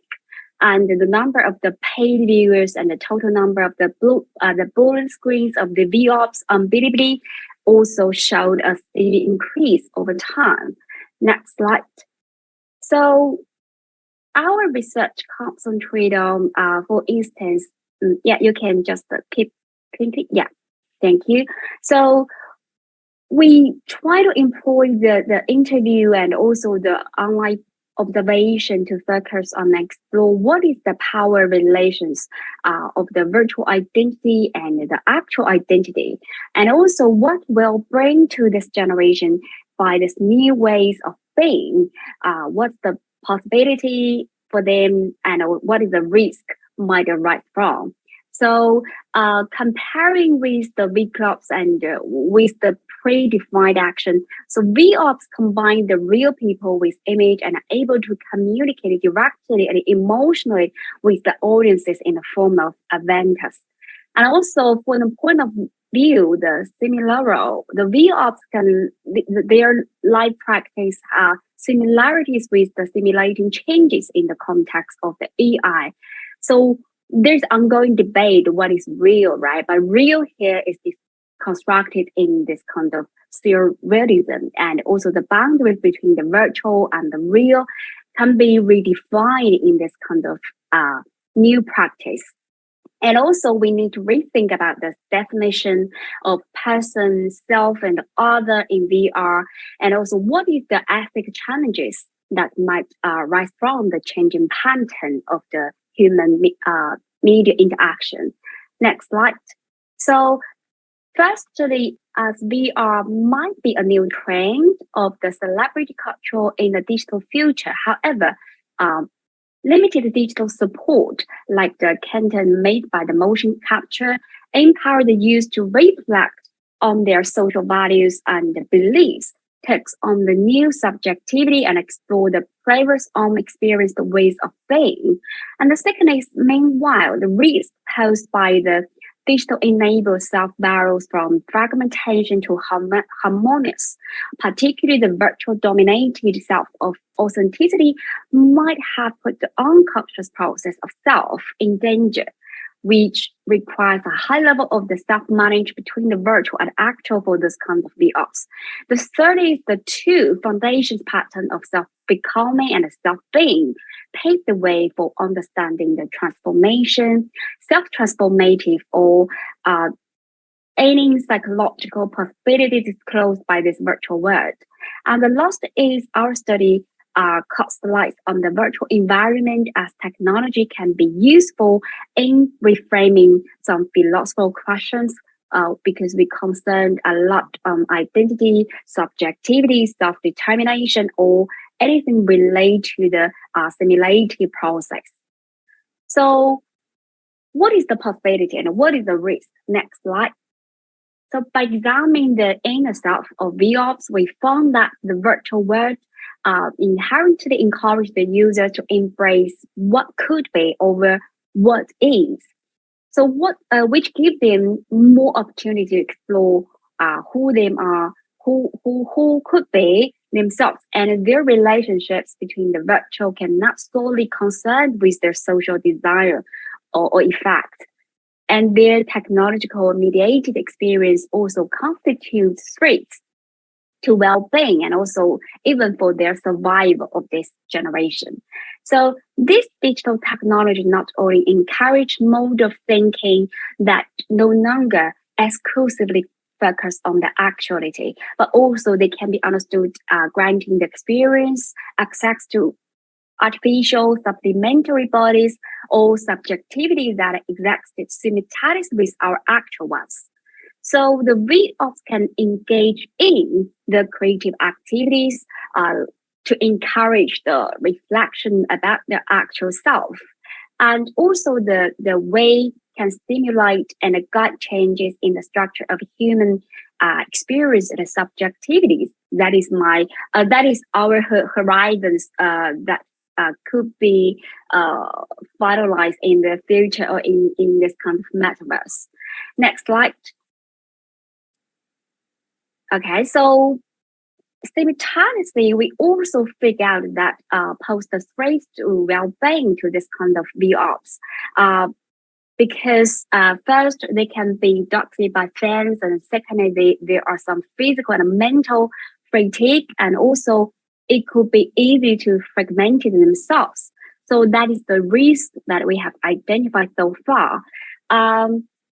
The idea that the virtual can provide us with spaces that we can be ourselves, unconstrained by the limitation places upon us by our everyday existences, might exacerbate our alienation from our actual existence as well. So through this kind of escape into the virtual existences, into the e-wakes, rather than tackling, so the actual condition might motivate such as escape in the first place. So that is the risk as well. Next slide. Next slide. Yeah. I almost finished. Yeah. Yeah, that's the risk I have just mentioned, be boosted by fans, physical and mental fatigue, and also next, the fragmented self. Yeah.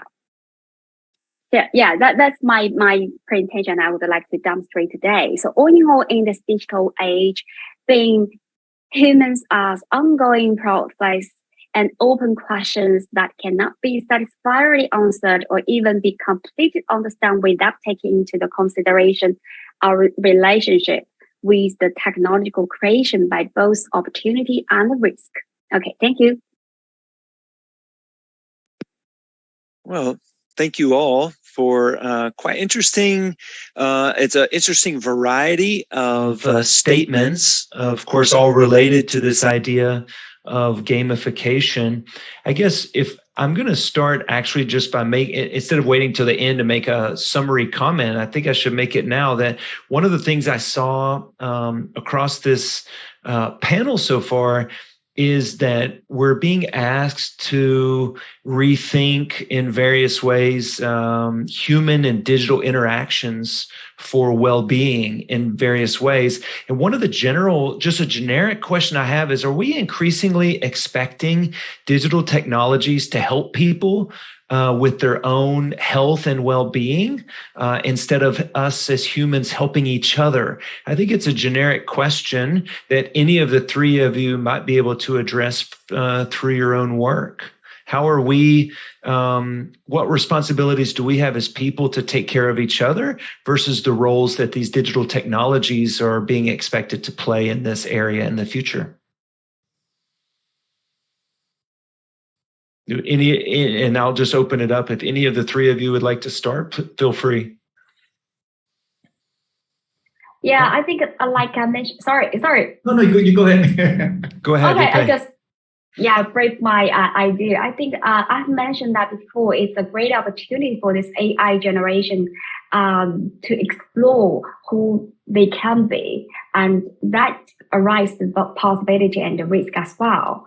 Yeah, so I'm keep an eye on this kind of groups people and trying to explore further what exactly they could finalize to become. Also, that's why how I define self-being and self-becoming. Yeah. Thank you. You go on. Okay. Thank you so much. Well, I'm tempted to say that there is a generational gap that younger people, might tend towards technologies and older people not. But I would think that that's too simplistic an argument. There could be various factors where some people might rely more on technology for their health, and some people might rely on other people. So it's a mix of maybe self-efficacy, personality, and so on. But ultimately, I feel I'm a proponent of balance, that we can't just rely on technology alone to be responsible for our health. Neither can we always rely on people. Because they may not be available or they may not be able to give us good information. So I think it's really the responsibility is to the individual to decide on the right balance. how much should we rely on technology and how much should we rely on people? And that also maybe is determined by factors such as the person's ability, technological ability, the ability to discern accurate information, and the social circle that he or she is situated in. So I think it's a complex question actually to answer. Ian, do you have a response to this? Well, thank you very much for asking me. Well, I think we're definitely living in a digital era, especially coupled with the challenges of the COVID-19 pandemics. Much has changed during the pandemic, especially when it comes to education and when it comes to teaching students with special needs, including special education needs or disabilities. In such a context, many students are being alienated, because they cannot just simply catch up with the rest of the class. So I think we should definitely utilize the use of technology, education technology to help students and also to help each other. So I think it's of utmost and paramount importance that as education entrepreneurs and as the education educators, I think we have the obligation to help students with disabilities using latest technology, including immersive technology. I think Zoom have a very good example of putting people together. But the thing is, as educators, we often think of how can we improve the learning experience, how to care and cater to needs of special minorities and special groups of students as well. So this is actually what is always in my mind. Yeah, and that raises a very good point that maybe I could just follow up with you for just one more minute. So how do we nurture and support people who may not have equal access to some of these technologies, access to these games, access to these platforms? I think we assume a lot that everyone has kind of access to these things, but I think that's not exactly true in all cases. Yeah, that's actually a very good question. At the very beginning of my company, I actually served in one of the poorest places in Hong Kong, where Hong Kong, often people would think Hong Kong is a very modernized city with good internet coverage. Everyone have a cell phone, everyone have an internet access. But actually, it's not the case. In some of the subdivided units, they don't even have an internet signal, a wide internet signal. So how do we care for those people? I think it is the time of talking about O2O integration, how to pull online content into offline, how to pull offline content into online content to help students with different needs. So I actually have one good example. Currently, I'm in Exhibition Center of Hong Kong, actually doing exhibition, showing parents and teachers how we are doing in helping this kind of student. One of the product that actually we have is we partner with a gamification expert in Hong Kong, Dr. Winnie Wang. They actually developed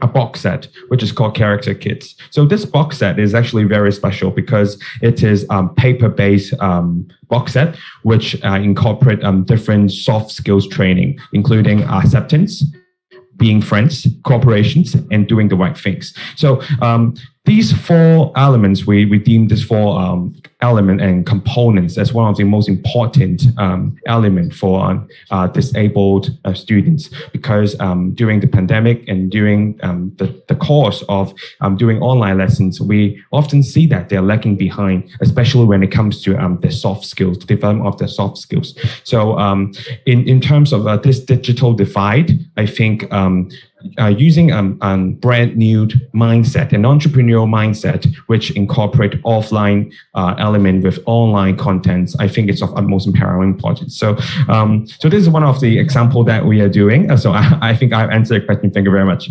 Yes, thank you. Very interesting. I'd like to switch over to Dion. I noticed that your this game that you developed, and as you mentioned, has a user design centered approach.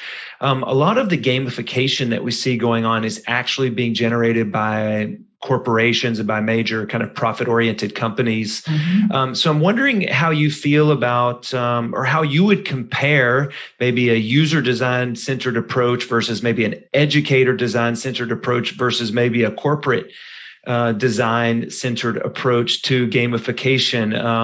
Are there what are the benefits and or the weaknesses or risks of any of these? Okay, thanks, Patrick. It's an interesting question, challenging to answer, I think. Yeah, of course. Well, I think a user-centered design approach is critical, and I think that the methodology that I described, a participatory design where we have, the users become co-designers, is also practiced in industry. Where in commercial application development or commercial game development, users are also brought in. And I think that's something that we learn in school when I did computer science and human-computer interaction. Users are your clients, and you have to develop for them. So it's important whether you're in a research setting or in a commercial setting to include your end users. But of course, it's easier said than done. Like in my project, we had to involve school children. And school children were very difficult to recruit because they're minors. So parents may not want them to participate in our studies. School principals also were wary of us. So it's very important to actually have good context. So fortunately, one of our team members knew the principal in the school, and we managed to get the principal and convince the principal to allow us to conduct the study. You also mentioned an educator-centered approach. So I think that these things shouldn't be mutually exclusive. So when we talk about, let's say in the experience of my games, a serious game to teach children social skills. So you need to have a multidisciplinary approach. You need to have your game designers, your application developers. You need to have the psychologists who provide the material, the learning material, and then you need the artists and the designers to create an interesting application. So I think that the challenge in designing games is to have a multidisciplinary perspective and get the right people onto your team. Okay, yes, well said. Thank you very much. And finally, I'd like to move over to Upei and ask, so this idea of these virtual avatars, these V-ups, is very fascinating. I first bumped into this myself in looking at K-pop and the group aespa, which was providing these virtual avatars that fans could download and this sort of thing. But do these avatars become kind of virtual? Are they expected to become virtual friends for their users? And what's the relationship that we're hoping that are these avatars simply for users to play with themselves, or do we hope that these kind of avatars can end up serving certain functional roles, for example, helping young people manage their friendships or manage their own emotional well-being and that sort of thing? Yeah, thank you very much. That's a good question because based on our interview, we found that this kind of generation quite rely on their avatar by this kind of emoji type. Even though right now we say there are different types of the avatar, right? But these groups of people, they are quite fancy and be obsessed with this kind of emoji. And also they have a very close relationship with their fans, with their users. However, their real identity, I mean the physical identity of this kind of V-ops is disclosed. And also in particular for their fandom culture, it is not allowed to expose the identification of the V-ops. And also for most of the interviewees we have collected, they will use different way to perform themselves. So some of them perform who they are in the physical world, but some of them perform that they would like to be. So they felt like it's a great way to explore more possibility to be a real herself or himself. Yeah, and also we can see the increasing population of this kind of V-ops. Even though in the previous time it's a subculture in China, but because of the popularity of the metaverse, the concept or application, now we can see there is the increasing number of people who employ this kind of avatar in ultra realistic or hi-fi or even the emoji as the entry point to access the metaverse. So there's an increasing number of the people who play with that. And most of the interviewees from my research are students from high school or bachelor degree, and half them are full-time and half them are part-time. So they play for themselves. Yeah. Hope I have answered your question. Yes, definitely. Now, I am cognizant of time, and I know that we need to end this session in the next, in about 3 minutes. So I just want to ask, maybe if each of you could take 1 minute to respond to this question of what would you say is the most significant challenge in promoting the gamification of well-being today? Is there any particular challenge that you think is that we need to face, or if you have maybe the answer to that question, like how can we face the important challenges of gamification of social well-being? Maybe Ian, if you could go first. I think one of the greatest challenge is that the society may not completely understand the real meaning of gamification. They may think that in a very traditional, and a Chinese traditional education mindset, some parents may think that game are not good because if the kids they're not doing well and in their education, they're not getting good grades, they should study instead of playing games. But I think the whole point of gamification is to incorporate education into games and to make the kid regain the love and passion for learning. So I think the major challenge is to educate, not just the kids, but the parents as well, the importance of gamification and the way gamification could be used to help students with special needs and who suffer from poverty. So I think this is one of the most difficult things that we need to do in terms of gamification. Yeah. Yes, the generation gap is a very important point. Prof. Dion, do you have any closing ideas here? Sure, Patrick. I think that the challenge here would be getting the word out about your application. I think there's so many applications out there. The competition is immense. You may have a great idea, it's theoretically driven, evidence based, but how do you actually cut through all your competitors and say, hey, I have a very good application and please use it because it's beneficial for you. So that's one of the challenges just that we actually face in the game that we develop. Because I'm a researcher, I'm not an entrepreneur, so I find it difficult. I develop something nice, good data, publications, but what next? So I think finding other collaborators who are able to take your game further is an important thing if you feel that many people will benefit. So what we did in the game that we developed, we approached in Singapore, we call it the Institute of Mental Health.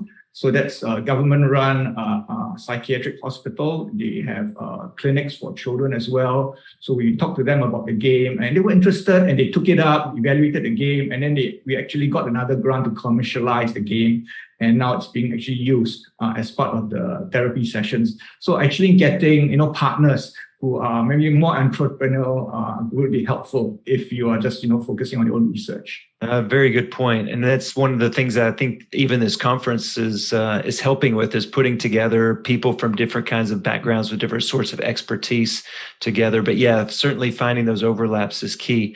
Upei, any final thoughts? Yeah. I think in the future, there will be definitely a large team of the digital humans coexisting side by side with us in life and work.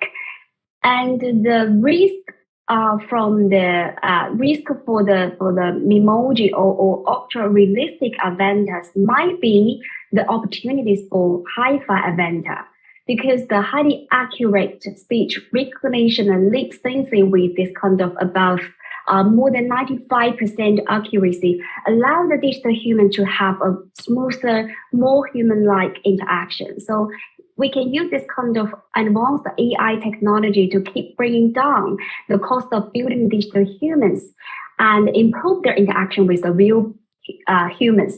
So that might be a way to stop the fragmentation of being self as a hi-fi was. Right. And the digital people for the customer services will also continue to serve the metaverse with a better experience than pure graphic interface. Yeah. Well, thank you all. Even the final responses you gave focused on the social, on the economic, as well as on the technological challenges that lay ahead of us. So I think this really shows the complex kind of situation that we're in as we move toward the metaverse in everyday life. I would like to thank the panelists for taking the time to share their knowledge with us on gamification and social well-being. Thank you very much, those of you who have joined us, and I will turn it back over to the main team now.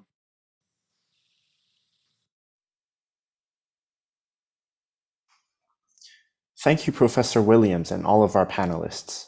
Now moving on to the next segment, the Metagame Conference also features a student digital art contest entitled Level Up Our World. I now welcome to the stage Mr. Jack Chen, CEO and co-founder of MoonLab, and also HKUST Master of Science FinTech alum, to share more information about the competition. Mr. Chen, please.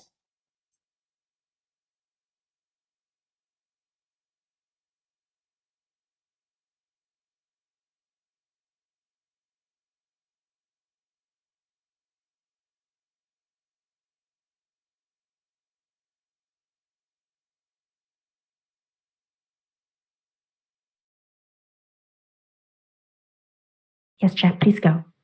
Okay, sure. Good morning, esteemed guests. I'm Jack, the CEO and co-founder of MoonLab, and I'm also an HKUST alum.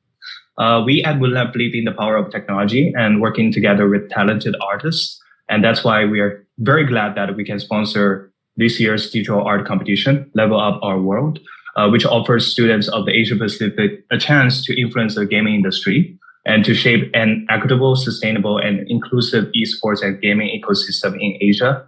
My company, MoonLab, founded in 2021, and we are based in Hong Kong. MoonLab is a startup that focuses on making blockchain technology massively adopted. We also have an NFT gallery that engages both artists and collectors all over the world. So hope you are one of them we can work together with in the near future. And the submission of deadline for the art contest is September 23rd, 2022, I'm sorry. Please visit our website that is shared in the chat box for more information. Thank you so much. Have a nice one.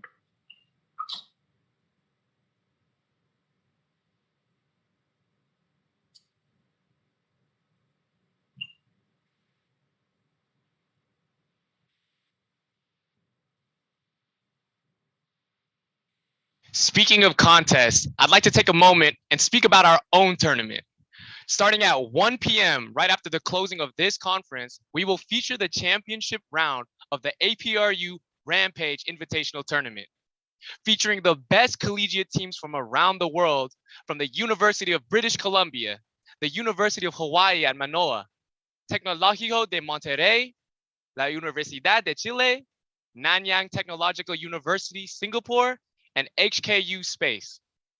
To introduce this tournament, we'd like to invite our partner, Mr. James Su, the president of Acer Gaming. Mr. Su, take it away, please. James, good to go. James? Yep. Hello, everyone. Welcome learning on Planet 9. I'm James Su. I'm the president of Acer Gaming. And I'm also a Johnson Assistant Professor from Green University, College of Business in Taiwan. It's a great pleasure that Planet 9 can be part of this APRU, and also it's a great pleasure to see all the educators and the students from all over the world on this APRU. So in the next several minutes, I'm going to give you an overview on what Planet 9 is. Yeah. So Planet 9, talking about Planet 9, Acer, we have a plan to create a complete gaming ecosystem. So Acer, as you may know, is a PC brand. We have a Predator and Nitro brand designed for the gamers. So when we step into the esports and the gaming sectors, very soon we found PC is just a small, tiny piece of the industry. So we believe, we understand tournament is the key. So therefore, we launched our own tournament, which is the Asia Pacific Predator League. This Predator League, we already have like more than 3 years with more than 25 countries. This year, the final will be in Japan. And we're also planning to expand the Predator League to Europe and to America, making it a global tournament. And in the past 2 years, we found that COVID-19 has huge impact to everyone, every business, and so is the esports industry. And therefore, we developed this Planet 9 platform in the goal to connect all the gamers and help them to evolve and battle together on this platform. Next slide, please. Yeah, so talking about Planet 9. Planet 9 is a next generation esports social platform. It has 3 major features and functions. There are community, tournament, and course. So for community, we help gamers to create or join gaming communities from around the world. They can create their own club, create their own team, and also communicate with each other and share information. So the goal is to help gamers to stay in touch. In the center part of Planet 9 is the tournament. So as we know, the tournament is the key for esports. So the mission for Planet 9 is to have all the gamers to easily participate in any tournament, and to have all the gamers to easily create and build their tournament. So we have many tools, which we will talk about later. And lastly, we also have course. Course, so this also has something with educational purpose. It's help any gamers can register as a mentor to teach fellow gamers on the skills, tricks, or aside from that, they can also share professional skills like how to do video editing, how to do digital editing, how to do graphic design. All these skills help not just only play game, but also on career development. So this is the 3 major pillars of Planet 9: community, tournament, and course. Next slide, please. Yeah, so talking about tournament. Tournament is the center part of the Planet 9. Since its inception 2 years ago, we already have like more than thousands of tournaments being hosted on Planet 9. And I would say 50% of the tournaments are educational, meaning it's hosted by student body, by student club, by schools or universities. I give you some examples here. We have tournaments that are being hosted by Ivy League schools and the UC system, University of California system. So like Harvard, Brown University, Columbia University, they already have tournaments on Planet 9 for 2 consecutive years. We also have tournaments called University Invitational that featuring schools, prestigious schools in UK. So that including like UCL, University College London, Imperial College, King's College. So that is example, Planet 9 being recognized by all the major prestigious universities. And we also welcome students from APRU and all over the world to join Planet 9, in using Planet 9 to meet fellow gamers and to host tournament on Planet 9. Next slide, please. Yeah, so I give you some examples that Planet 9 can help gamers to easily manage tournament. So we have, so from left-hand side, you see we have bracket. So the bracket can help gamers to easily manage the tournament. So all the participants can easily see how the tournament is progressing, and they can easily to see the scores, rankings on from Planet 9. And lastly, we can see the ranking. So all these are just some simple tools. And on Planet 9, we have many more tools to help gamers and the tournament organizers to easily manage their tournament.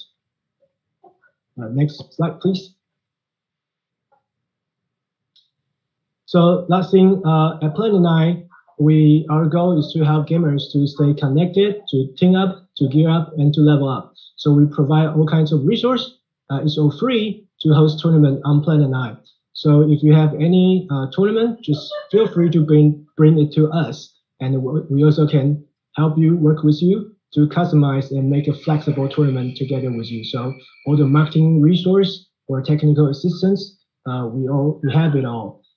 So feel free to check out planet9.gg after this meeting today.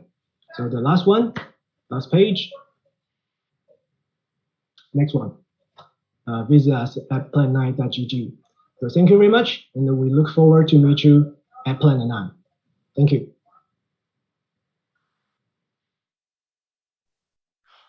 Wow, what an amazing resource. Thank you to Mr. James Su, Planet 9, and Acer Gaming for your support of the students of APRU who are eager to share their talent in the international esports scene. Don't forget to catch the Rampage Invitational Tournament at delf.cyberport.hk. That's delf.cyberport.hk. We are nearing the end, friends. Thank you for joining us for the APRU Metagame Conference of 2022. It has been a pleasure as your host. Please give a round of virtual applause for all the speakers today for sharing their insights and expertise. We thank the partners of the APRU Metagame Conference, including Adidas, Moonlab, Next 10 Esports, Planet 9, and all of the APRU universities that led the APRU Esports program.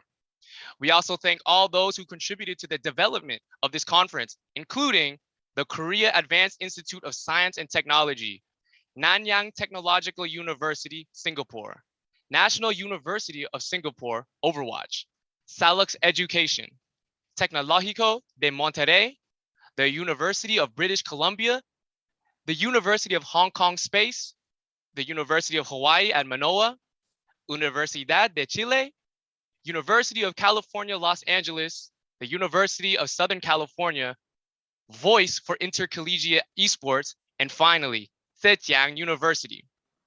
All the streaming content will be available at the DELF website. That's delf.cyberport.hk, as well as the HKUST and APRU's Facebook, YouTube, and WeChat. For details and more information about APRU and its eSport initiatives, please visit the website at apru.org. My name is Trevor Nguyen, and thanks for having me. Finally, don't forget to share your experience at today's Metagame Conference on social media with hashtag DELF2022 and at APRU 1997. Thank you for joining us today and have a lovely weekend.